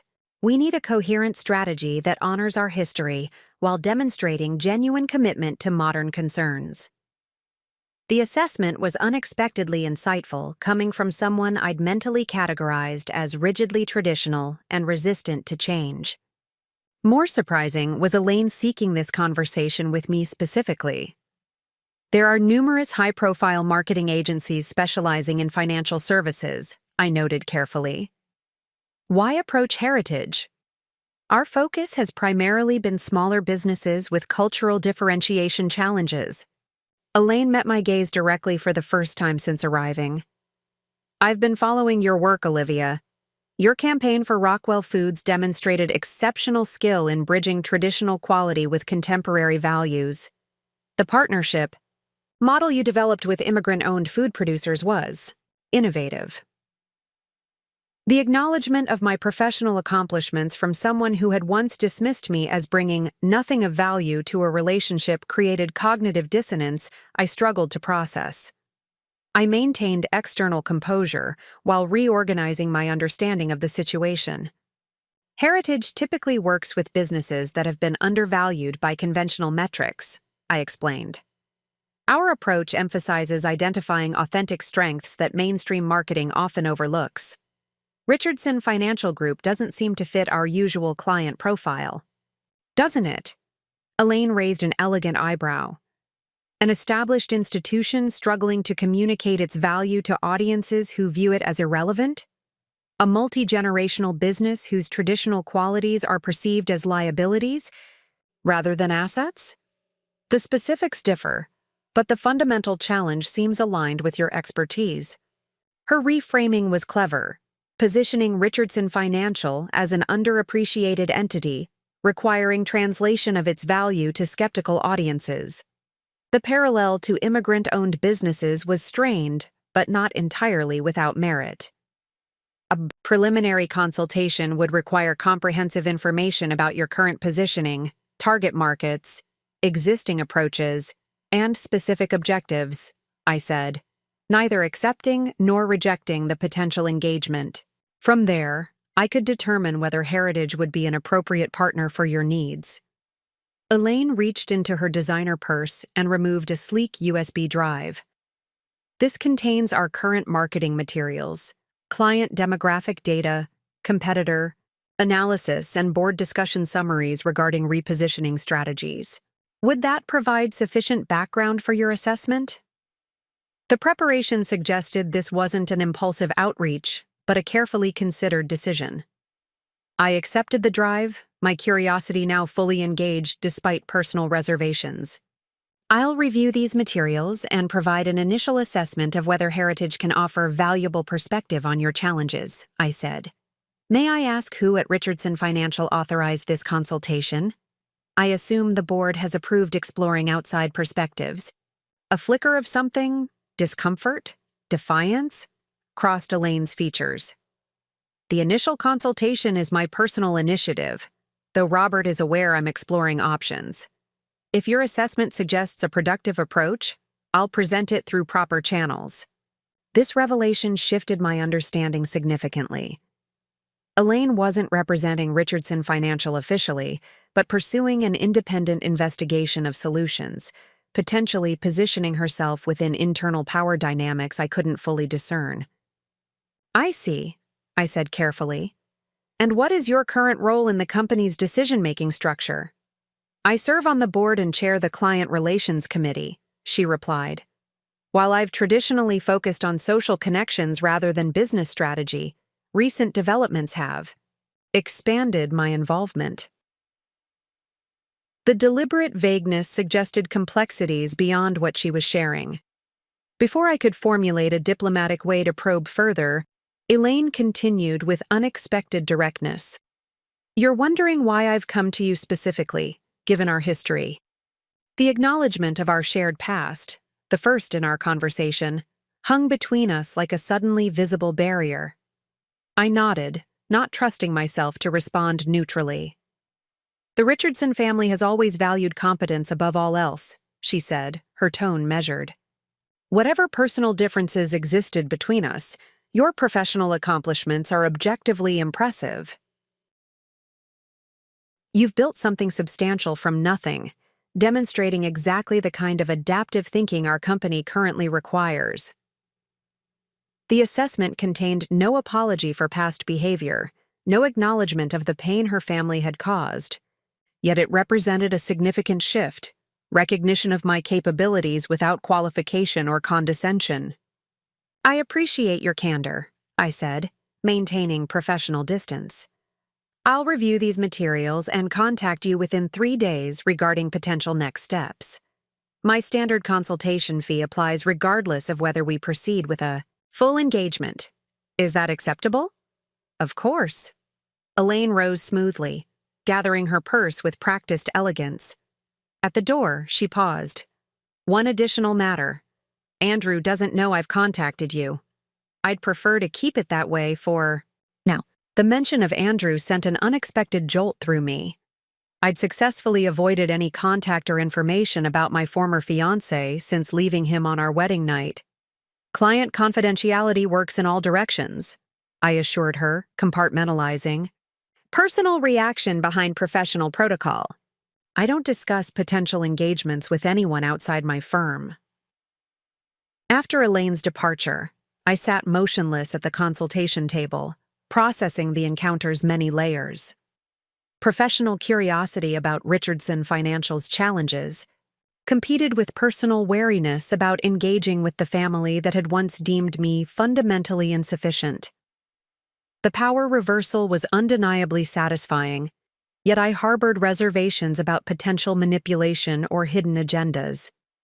That evening, I reviewed the materials Elaine had provided, discovering a situation more precarious than her composed demeanor had suggested. Richardson Financial's client acquisition had stagnated dramatically, with significant assets transferred away, as original clients passed wealth to inheritors with different priorities. Several key executives had departed for competitors offering more progressive approaches. The board appeared divided between traditionalists resistant to substantive change and modernizers advocating radical transformation. Most revealing were the competitor analyses, showing firms successfully attracting younger wealth holders through emphasis on impact investment, technological integration, and transparent fee structures, all areas where Richardson Financial lagged significantly. Their attempts at modernization appeared superficial, cosmetic website updates and brochures mentioning sustainability without substantive policy changes. I worked late into the night developing an initial assessment. By morning, the professional question was clear. Could heritage marketing genuinely add value to Richardson Financial's situation? The personal question remained more complex. Should I involve myself with the family that had once caused such pain, even in a professional capacity that demonstrated my success? After careful consideration, I drafted a response to Elaine outlining both potential contributions and clear boundaries. Based on preliminary review, Heritage could offer valuable perspective on authentically evolving Richardson Financial's positioning while maintaining core identity. Our approach would emphasize identifying genuine strengths within your traditional model that can be reframed for contemporary relevance, rather than superficial adoption of trending terminology. However, effective consultation would require 1. Official board authorization and executive-level commitment to considering substantive recommendations. 2. Complete transparency regarding current challenges and internal resistances. Understanding that our process involves challenging fundamental assumptions about value and worth. If these conditions align with your objectives, we can discuss formal engagement terms. If not, this initial assessment concludes our professional interaction. The response established clear professional parameters while acknowledging the underlying personal context without directly referencing it. I sent the email expecting either no response or a politely dismissive acknowledgement marking the end of this curious interlude. Instead, my phone rang 30 minutes later. "Your assessment identified exactly the tension we're facing," Elaine said without preamble. "The board meeting is tomorrow morning. I'd like you to present a potential consultation. Approach directly to the directors." The request represented escalation beyond anything I'd anticipated. "That's unusually accelerated, Mrs. Richardson. I've only conducted preliminary analysis." "Initial impressions are sometimes the most valuable," she countered, "particularly from someone with no investment in our internal politics or attachment to established methods. Presenting to the board would require preparation beyond what I've completed thus far," I noted, professional caution overriding both curiosity and vindication. "What exactly would you expect me to address?" "Simply outline how your methodology might apply to our situation," Elaine explained. 20 minutes maximum, focusing on approach rather than specific recommendations. The objective is determining whether to proceed with comprehensive consultation. The opportunity to present directly to Richardson Financial's board, likely including Robert Richardson, who had once dismissed me so completely, offered both professional opportunity and personal closure. Yet rushing into their environment without thorough preparation risked undermining the professional reputation I'd carefully built. "I don't typically present speculative approaches without more substantial groundwork," I said carefully. "However, I could provide a brief overview of Heritage's methodology and its potential application to financial services repositioning, with the clear understanding that this represents exploratory discussion rather than formal proposal." "That would be sufficient," Elaine agreed. "The meeting is at 9 tomorrow morning. Business formal attire is expected. I'll have security clearance arranged for your arrival." After confirming details, I sat contemplating the rapid evolution of what had begun as an unexpected contact into potential professional engagement with significant personal implications. The accelerated timeline suggested dynamics beyond what Elaine had explicitly shared, internal pressures or strategic positioning that made my outsider perspective suddenly valuable. I called May that evening, needing perspective from someone who understood both my professional capabilities and personal history. "The Richardsons want to hire you?" May's disbelief came clearly through the phone. "The same people who investigated your family and tried to mold you into their perfect silent accessory?" "Technically, they're considering hiring Heritage Marketing," I clarified. "And only Elaine has approached me so far. The board meeting tomorrow will determine whether it goes further." "Are you sure this isn't some elaborate power play?" May asked, her protectiveness evident. "People like the Richardsons don't easily admit they were wrong or need help from someone they previously dismissed." "That's what makes it interesting," I admitted. "Elaine seems genuinely concerned about their business challenges, which appear significant based on the materials she provided. Whether that concern overrides her previous judgment of me remains unclear." "Just be careful," May cautioned. "You've built something meaningful with Heritage. Don't let the satisfaction of proving your worth to people who undervalued you cloud your professional judgment." Her warning resonated with my own reservations. Was I considering this opportunity for its business potential, or for the vindication of presenting myself as a successful professional to people who had once defined me solely by what I lacked? I spent hours preparing a presentation that balanced confidence without arrogance, expertise without overreaching, and potential value without presumption. The challenge required drawing on everything I'd learned building heritage, how to communicate worth to audiences predisposed to overlook it, how to translate value across different cultural frameworks, how to identify authentic strengths often hidden by conventional assessments. The Richardson Financial Headquarters occupied the same downtown building I remembered from visits during my engagement to Andrew. The sleek marble lobby, the discreet security protocols, the hushed atmosphere of established wealth, all remained unchanged, yet felt entirely different experienced as a potential consultant rather than future daughter-in-law. Security confirmed my appointment and directed me to the executive floor. The receptionist, a different person from my previous visits, greeted me with standard professional courtesy. "Ms. Chen, for the 9 o'clock board presentation?" Mrs. Richardson asked me to show you directly to the meeting room when you arrived. The boardroom featured the expected trappings of old money finance: heavy mahogany table, leather chairs, oil paintings of significant company milestones, views of the financial district through floor-to-ceiling windows. Several board members were already seated, engaged in quiet conversation that paused briefly as I entered. I recognized Robert Richardson immediately, though he appeared older than I remembered, his once commanding presence diminished by slight stoop and deeper lines around his eyes. Beside him sat Elaine, perfectly composed in a navy suit that likely cost more than my monthly operating expenses.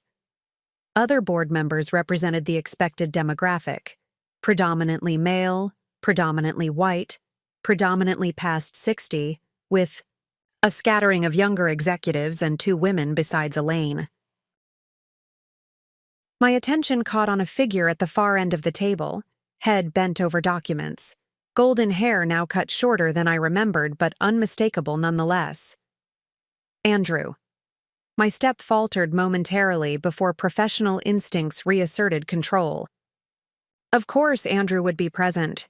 He was undoubtedly part of the company leadership now, being groomed to eventually take his father's position. Elaine's request to keep our consultation confidential from him had been unrealistic, given the board meeting context. "Ms. Chen."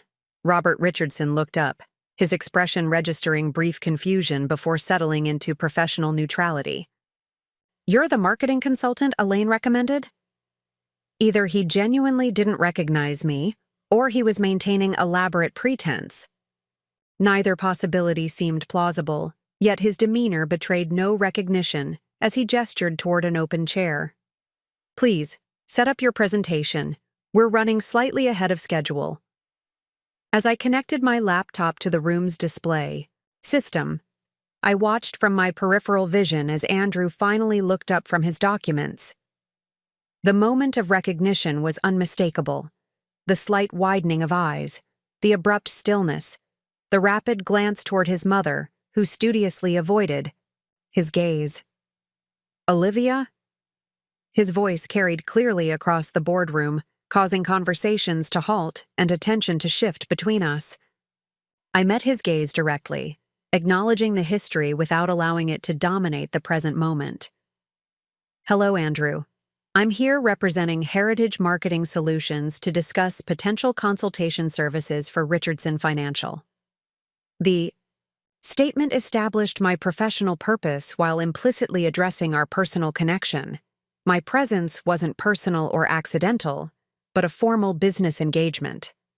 Robert Richardson's expression shifted from neutral to tightly controlled, as recognition finally registered. His gaze darted to Elaine, whose composed expression revealed nothing, despite the obvious unfolding tension. "I believe we should proceed with the agenda," Elaine said smoothly. "Ms. Chen has prepared a presentation regarding her firm's approach to our current market positioning challenges." The deliberate use of my professional title rather than first name set a formal tone that the board followed, though several members exchanged significant glances that suggested awareness of some underlying narrative they couldn't fully interpret. I launched into my presentation with practiced confidence, outlining Heritage's methodology for identifying authentic value propositions often overlooked by conventional assessment. I emphasized our success helping established businesses communicate effectively with changing market demographics without sacrificing core identity. Heritage specializes in situations where traditional strengths are misperceived as limitations, I explained, advancing through carefully designed slides. Our approach involves 3 key phases: authentic value assessment, cultural translation of that value to target demographics, and strategic implementation that maintains integrity while evolving expression. Throughout the presentation, I maintained unwavering professionalism, despite acute awareness of Andrew's stunned expression and Robert's increasingly rigid posture. I focused on board members who seemed genuinely engaged with the content rather than the unexpected personal dynamics. The financial services industry faces particular challenges in this regard, I continued. Qualities once universally valued, tradition, established protocols, institutional knowledge, are increasingly viewed with skepticism by younger investors seeking transparency, technological integration, and alignment with social values. A senior board member I didn't recognize nodded thoughtfully. You're suggesting we can retain our core approaches while changing how we communicate them to different audiences? Not exactly, I clarified. Communication alone would be insufficient and potentially counterproductive if perceived as merely cosmetic. Heritage advocates identifying which core elements remain genuinely valuable in contemporary contexts, which require evolution, and which may need reconsideration, authentic adaptation rather than superficial repackaging. The distinction sparked visible reactions around the table. Agreement from some, resistance from others, particularly Robert Richardson, whose expression had hardened into familiar disapproval. And you believe your firm has relevant expertise? For a financial institution of our size and history? He asked, the skepticism in his tone reminiscent of his assessment of my background years earlier. Heritage has successfully guided businesses across multiple industries through similar transitions, I replied evenly. While each sector presents unique challenges, the fundamental process of authentic value translation remains consistent. Our work with Rockwell Foods demonstrates our capability managing significant repositioning while maintaining brand integrity. As the presentation concluded, the board's reactions seemed divided. Several members leaned forward with engaged expressions and substantive questions, while others, including Robert, maintained skeptical distance. Thank you for your presentation, Ms. Chen, Elaine said after the discussion period concluded.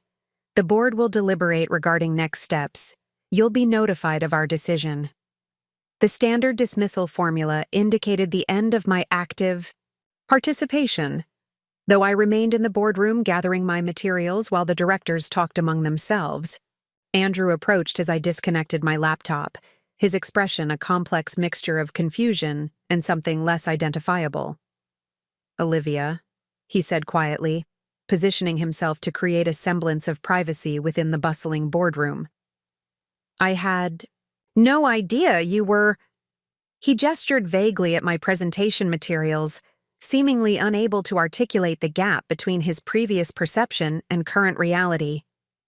The owner of a successful marketing consultancy? I supplied, maintaining professional composure despite the surreal quality of this first interaction since our aborted wedding. Yes, Heritage has been operating for over 2 years now. We specialize in helping overlooked businesses communicate their authentic value. The deliberate emphasis on authentic value wasn't lost on him, judging by his slight wince.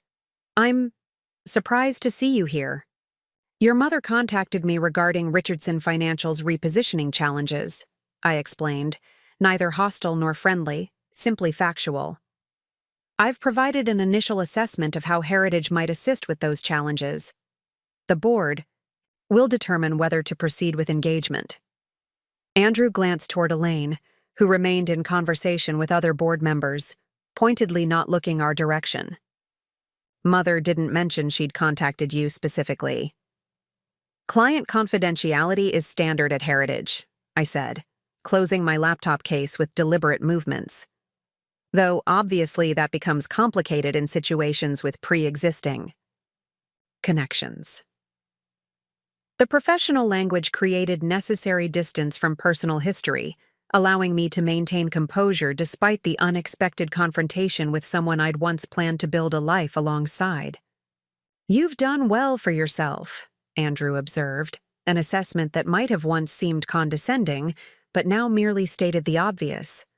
"Your own company, presentations to corporate boards. It's impressive." "Thank you," I replied simply, neither dismissing the compliment nor overvaluing his assessment. My worth no longer required his validation or anyone else's approval, a realization that brought unexpected tranquility despite the charged circumstances. As I gathered my materials to leave, Robert Richardson approached, his expression unreadable, behind wire-rimmed glasses. "Ms. Chen, a moment before you go." Robert Richardson's imposing presence had once filled me with intimidation. Now, standing in the boardroom where he'd wielded absolute authority for decades, I felt only the calm certainty of professional competence. The dynamic had fundamentally shifted. I was no longer a supplicant seeking approval, but a consultant, whose expertise they potentially needed. "Mr. Richardson," I acknowledged with a professional nod, maintaining the formal tone that created necessary distance from our complicated history. "Your presentation raised several substantive points," he said, his voice measured in a way I'd rarely heard during my time with Andrew. "However, I question whether Heritage Marketing's previous work provides adequate preparation for the scope and complexity of Richardson Financial's challenges." The assessment echoed his earlier dismissal of my background and qualifications, though now framed in business terms rather than personal judgment. Progress, of a sort. "That's a fair consideration," I replied, neither defensive nor deferential.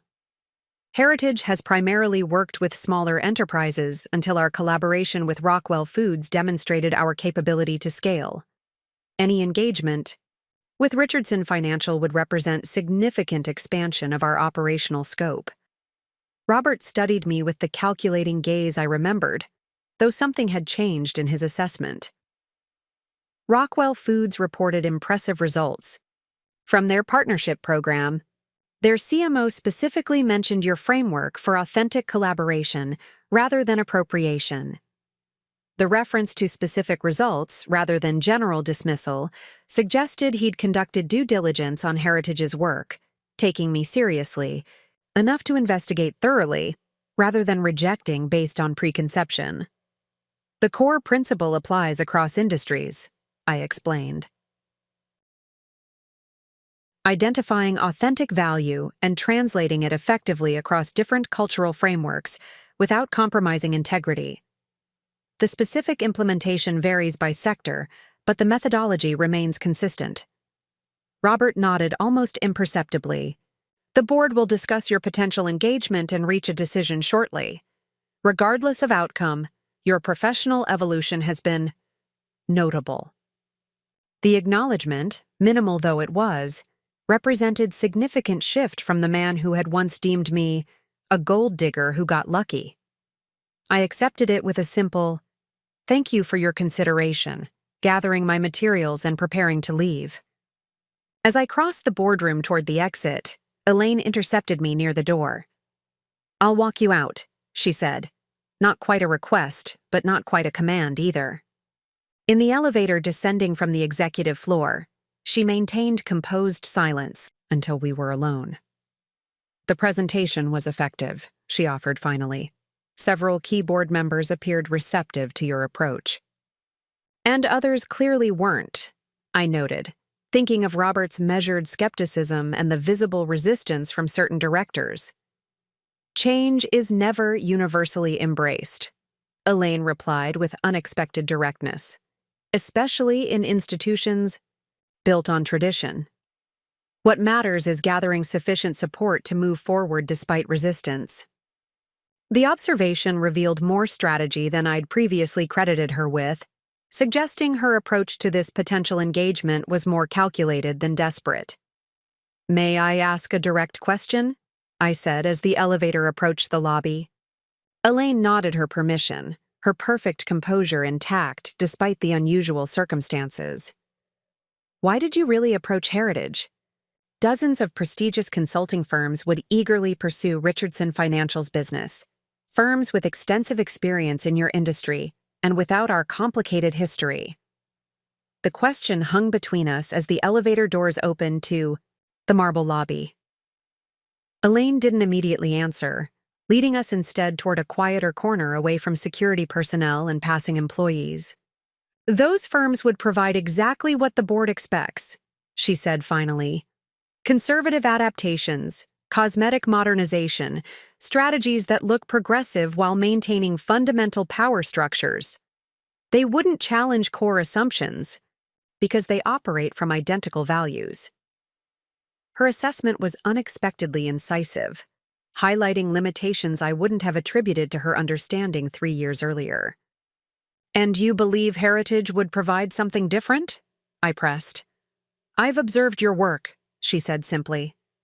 "You've built a business specifically focused on translating value across cultural divides.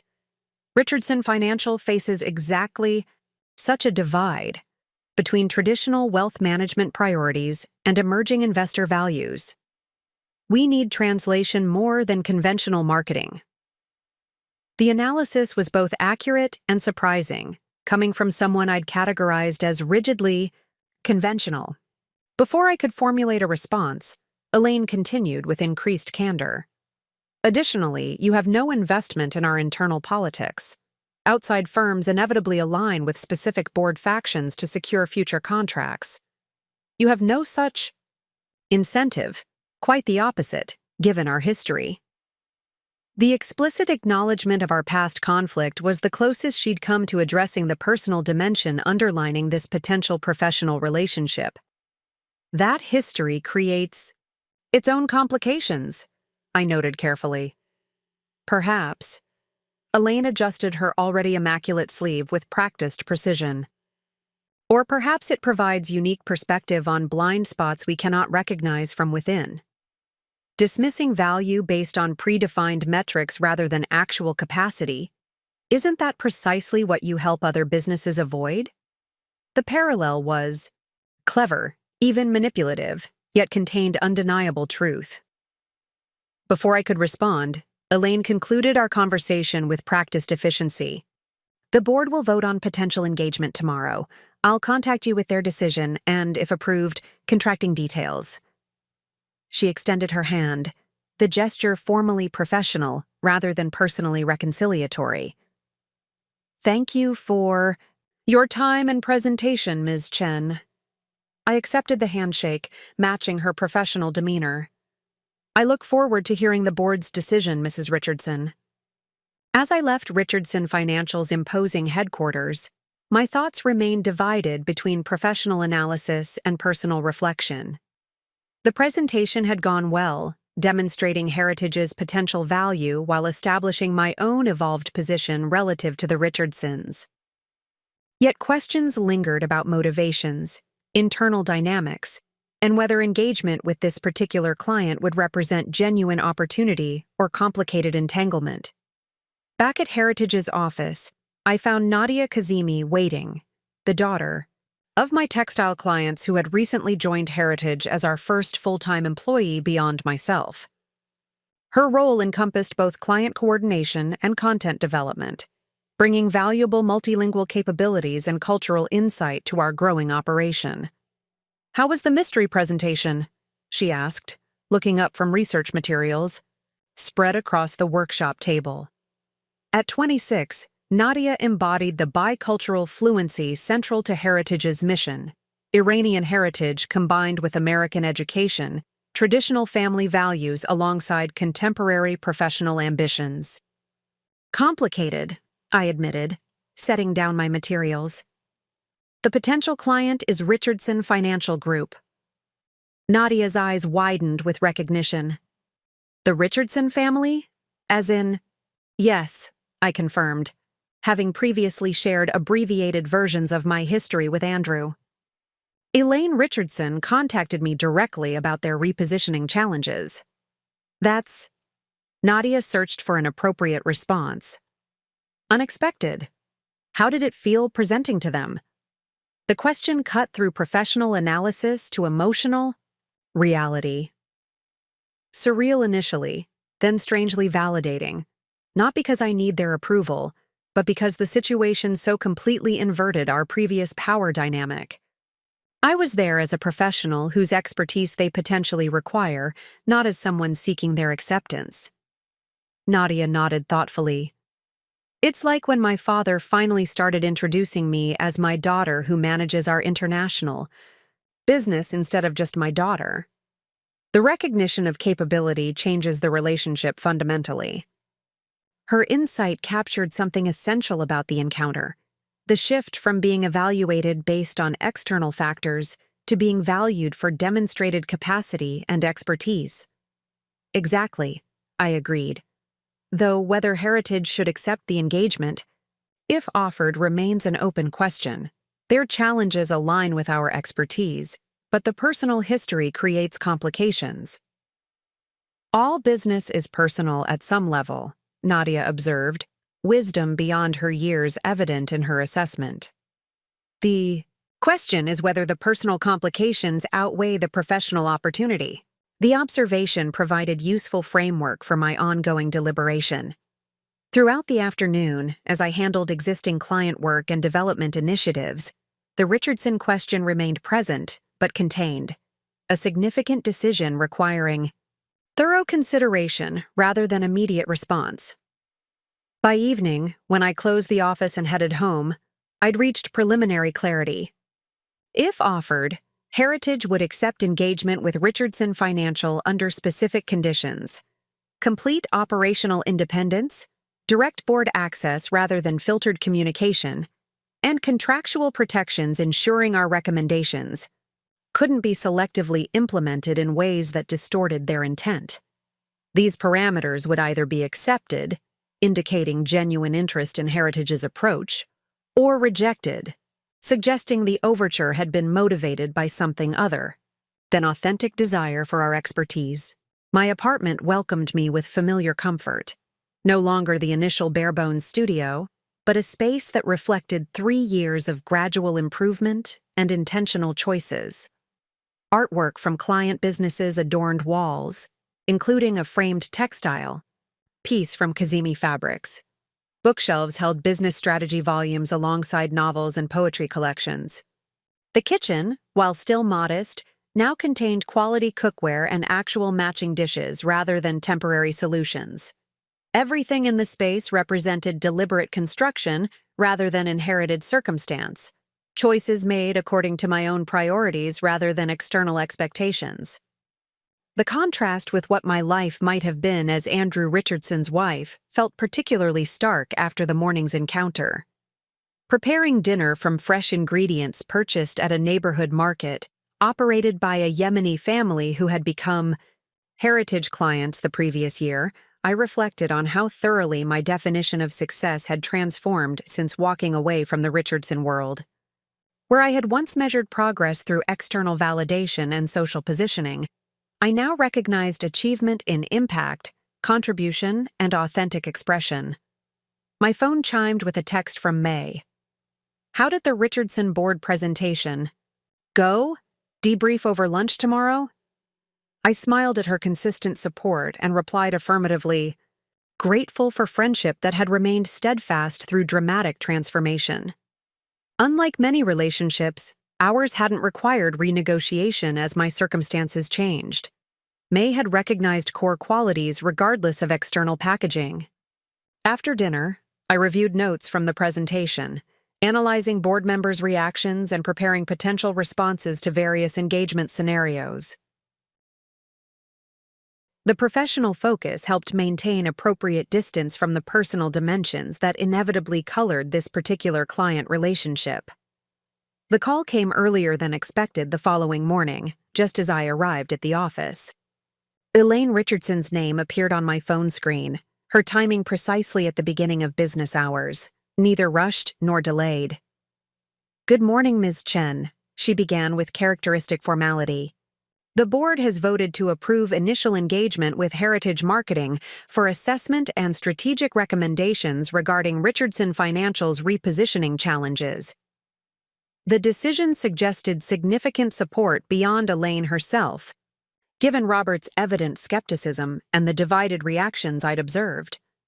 "I appreciate the board's confidence," I replied, maintaining professional tone while reaching for my tablet to note specifics. "What parameters has the board established for this engagement?" "Initial approval covers comprehensive assessment and preliminary strategic recommendations, with follow-up implementation contingent on board review of initial findings. The timeline expectations are accelerated, 6 weeks for assessment phase completion." The timeframe was compressed, but not impossible given Heritage's current client load, particularly if Nadia assumed greater responsibility for existing accounts during the intensive assessment period. "That timeline is feasible if we receive full access to necessary information and key personnel," I confirmed. "I'll have standard contract documents prepared today, including specific parameters regarding operational independence and information access requirements." "There's one additional consideration," Elaine added, her tone shifting slightly. "The board has requested that you personally lead this engagement, rather than delegating to other Heritage staff. Given the sensitive nature of the information involved and the accelerated timeline, they believe direct involvement would be most effective." The request was both reasonable from business perspective and complicated from personal standpoint, ensuring my direct confrontation with the entire Richardson ecosystem rather than managed distance. "That's standard procedure for Heritage's initial client engagements," I assured her. "Professional systems providing framework for potentially challenging personal dynamics. I conduct primary assessment personally before involving team members in specific implementation aspects." After confirming administrative details and scheduling formal contract review, I ended the call and sat considering implications of this significant new engagement. Richardson Financial represented Heritage's largest client to date, with corresponding impact on our portfolio and reputation. The successful completion of this project could position Heritage for expansion into larger institutional consulting, while maintaining our core mission of authentic value translation. The personal dimensions remained complex, but not prohibitive. Working directly with the Richardsons would inevitably resurface memories and emotional responses, yet the professional context provided structured container for those experiences.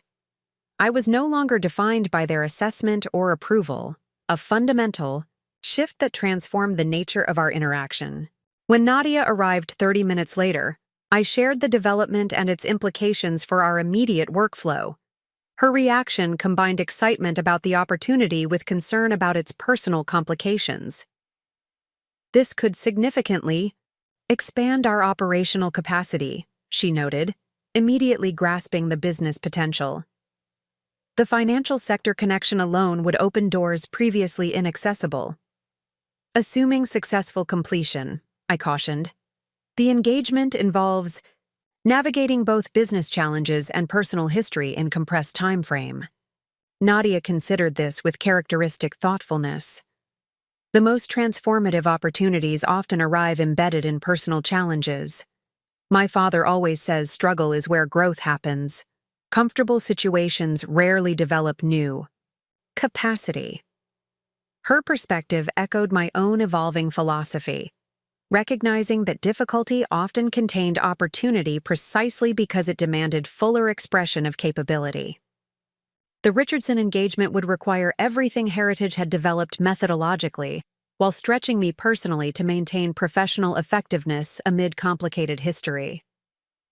"We'll need to adjust workflow on existing clients," I said, shifting to practical considerations. "You'll take primary responsibility for the Martinez redesign and Patel expansion, while I focus on Richardson financial assessment. I'll still review major deliverables, but you'll handle direct client communication." The delegation represented significant responsibility increase for Nadia, who had previously assisted rather than led client relationships. Her expression revealed both apprehension and determination, the natural response to meaningful challenge. "I'm ready," she affirmed, squaring her shoulders slightly. "And this confirms what we've discussed about needing additional staff. If you're focused on Richardson and I'm handling existing clients, we have limited capacity for new business development." The observation highlighted Heritage's current growing pains, successful enough to attract significant clients, but still structured around my personal capacity rather than sustainable systems. The Richardson engagement offered potential resources for necessary expansion while simultaneously constraining immediate bandwidth for managing that growth. "We'll prioritize recruiting after the initial assessment phase," I agreed. "For now, let's focus on excellence with current commitments while I prepare for the Richardson engagement." The following week unfolded in carefully structured intensity. Contract negotiations with Richardson Financial proceeded efficiently, with legal representatives raising expected questions about confidentiality and deliverables rather than introducing obstacles to engagement. My specific requirements for operational independence and information access received easier acceptance than anticipated, suggesting Elaine had prepared the ground for these parameters. Preparing for comprehensive assessment of a financial institution, Richardson's size required significant research beyond my existing knowledge base. I immersed myself in financial services industry analysis, contemporary wealth management trends, and specific case studies of traditional institutions successfully navigating digital transformation and changing client demographics. The formal engagement began with an extensive data review session in Richardson Financial's headquarters. I was assigned a secure conference room for reviewing confidential materials, client demographic studies, internal culture assessments, competitor analyses, and 5-year performance metrics. The information painted clearer picture of their challenges than Elaine had initially described. Richardson Financial faced multifaceted pressure. Client acquisition had stagnated while asset retention declined as wealth transferred to inheritors, with different priorities. Their advisory staff skewed significantly older than industry average, creating succession planning challenges. Digital infrastructure lagged behind competitors, with multiple legacy systems poorly integrated. Most concerningly, internal culture studies revealed resistance to change at multiple organizational levels, with innovation initiatives routinely undermined by entrenched processes. The assessment phase required interviewing key stakeholders throughout the organization: board members, executive leadership, client-facing advisors, operations personnel. I developed structured interview protocols that maintained professional focus while navigating the personal complexities of engaging with individuals connected to my history with Andrew. Robert Richardson's interview proved particularly revealing, not for its content, but for the subtle shift in his demeanor. Gone was the dismissive condescension I'd experienced years earlier. He remained formidable, opinionated, and protective of Richardson Financial's traditional approaches, but he engaged with my questions as legitimate professional inquiry rather than presumptuous intrusion. Our conservative investment approach has preserved client wealth through multiple market downturns, he emphasized, defending the firm's traditional positioning. These new firms attracting younger investors haven't been tested through significant financial crises. Their performance metrics during bull markets mean little without resilience during contraction. That resilience represents genuine value, I noted, identifying potential bridge between traditional strength and contemporary concern. Has Richardson Financial quantified or effectively communicated that risk-adjusted performance compared to more aggressive competitors? Robert's expression shifted slightly, recognition flickering across his features. Our marketing has emphasized tradition and stability rather than specific risk mitigation metrics. The assumption was that sophisticated investors understand the correlation. Younger investors often conceptualize risk differently than previous generations, I observed. They may value environmental and social risk factors alongside traditional financial risk management. The challenge isn't abandoning Richardson's conservative approach, but translating its value within contemporary risk frameworks. Throughout 4 weeks of intensive assessment, this pattern repeated across different aspects of Richardson Financial's operations, identifying where traditional strengths remained valuable but required translation into frameworks relevant to changing client demographics. The process required navigating between board factions with competing visions for the company's future, some advocating wholesale modernization and others resisting meaningful change. Elaine Richardson emerged as more strategic than I'd previously recognized. Her committee interviews revealed sophisticated understanding of both client expectations and internal politics. She had cultivated relationships across organizational divides, positioning herself as moderate voice between reactionary traditionalists and disruptive innovators. Richardson Financial's strength has always been stability within change, she observed during our final assessment interview. Not rigid resistance to evolution, but thoughtful adaptation that preserves core values while meeting emerging needs.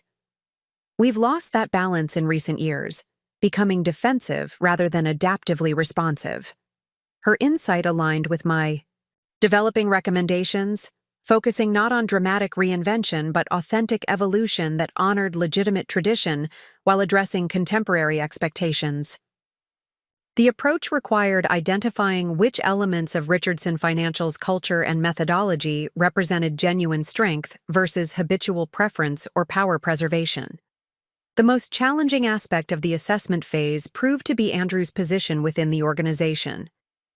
As Executive Vice President of Client Development, his role intersected directly with the repositioning challenges Heritage had been engaged to address.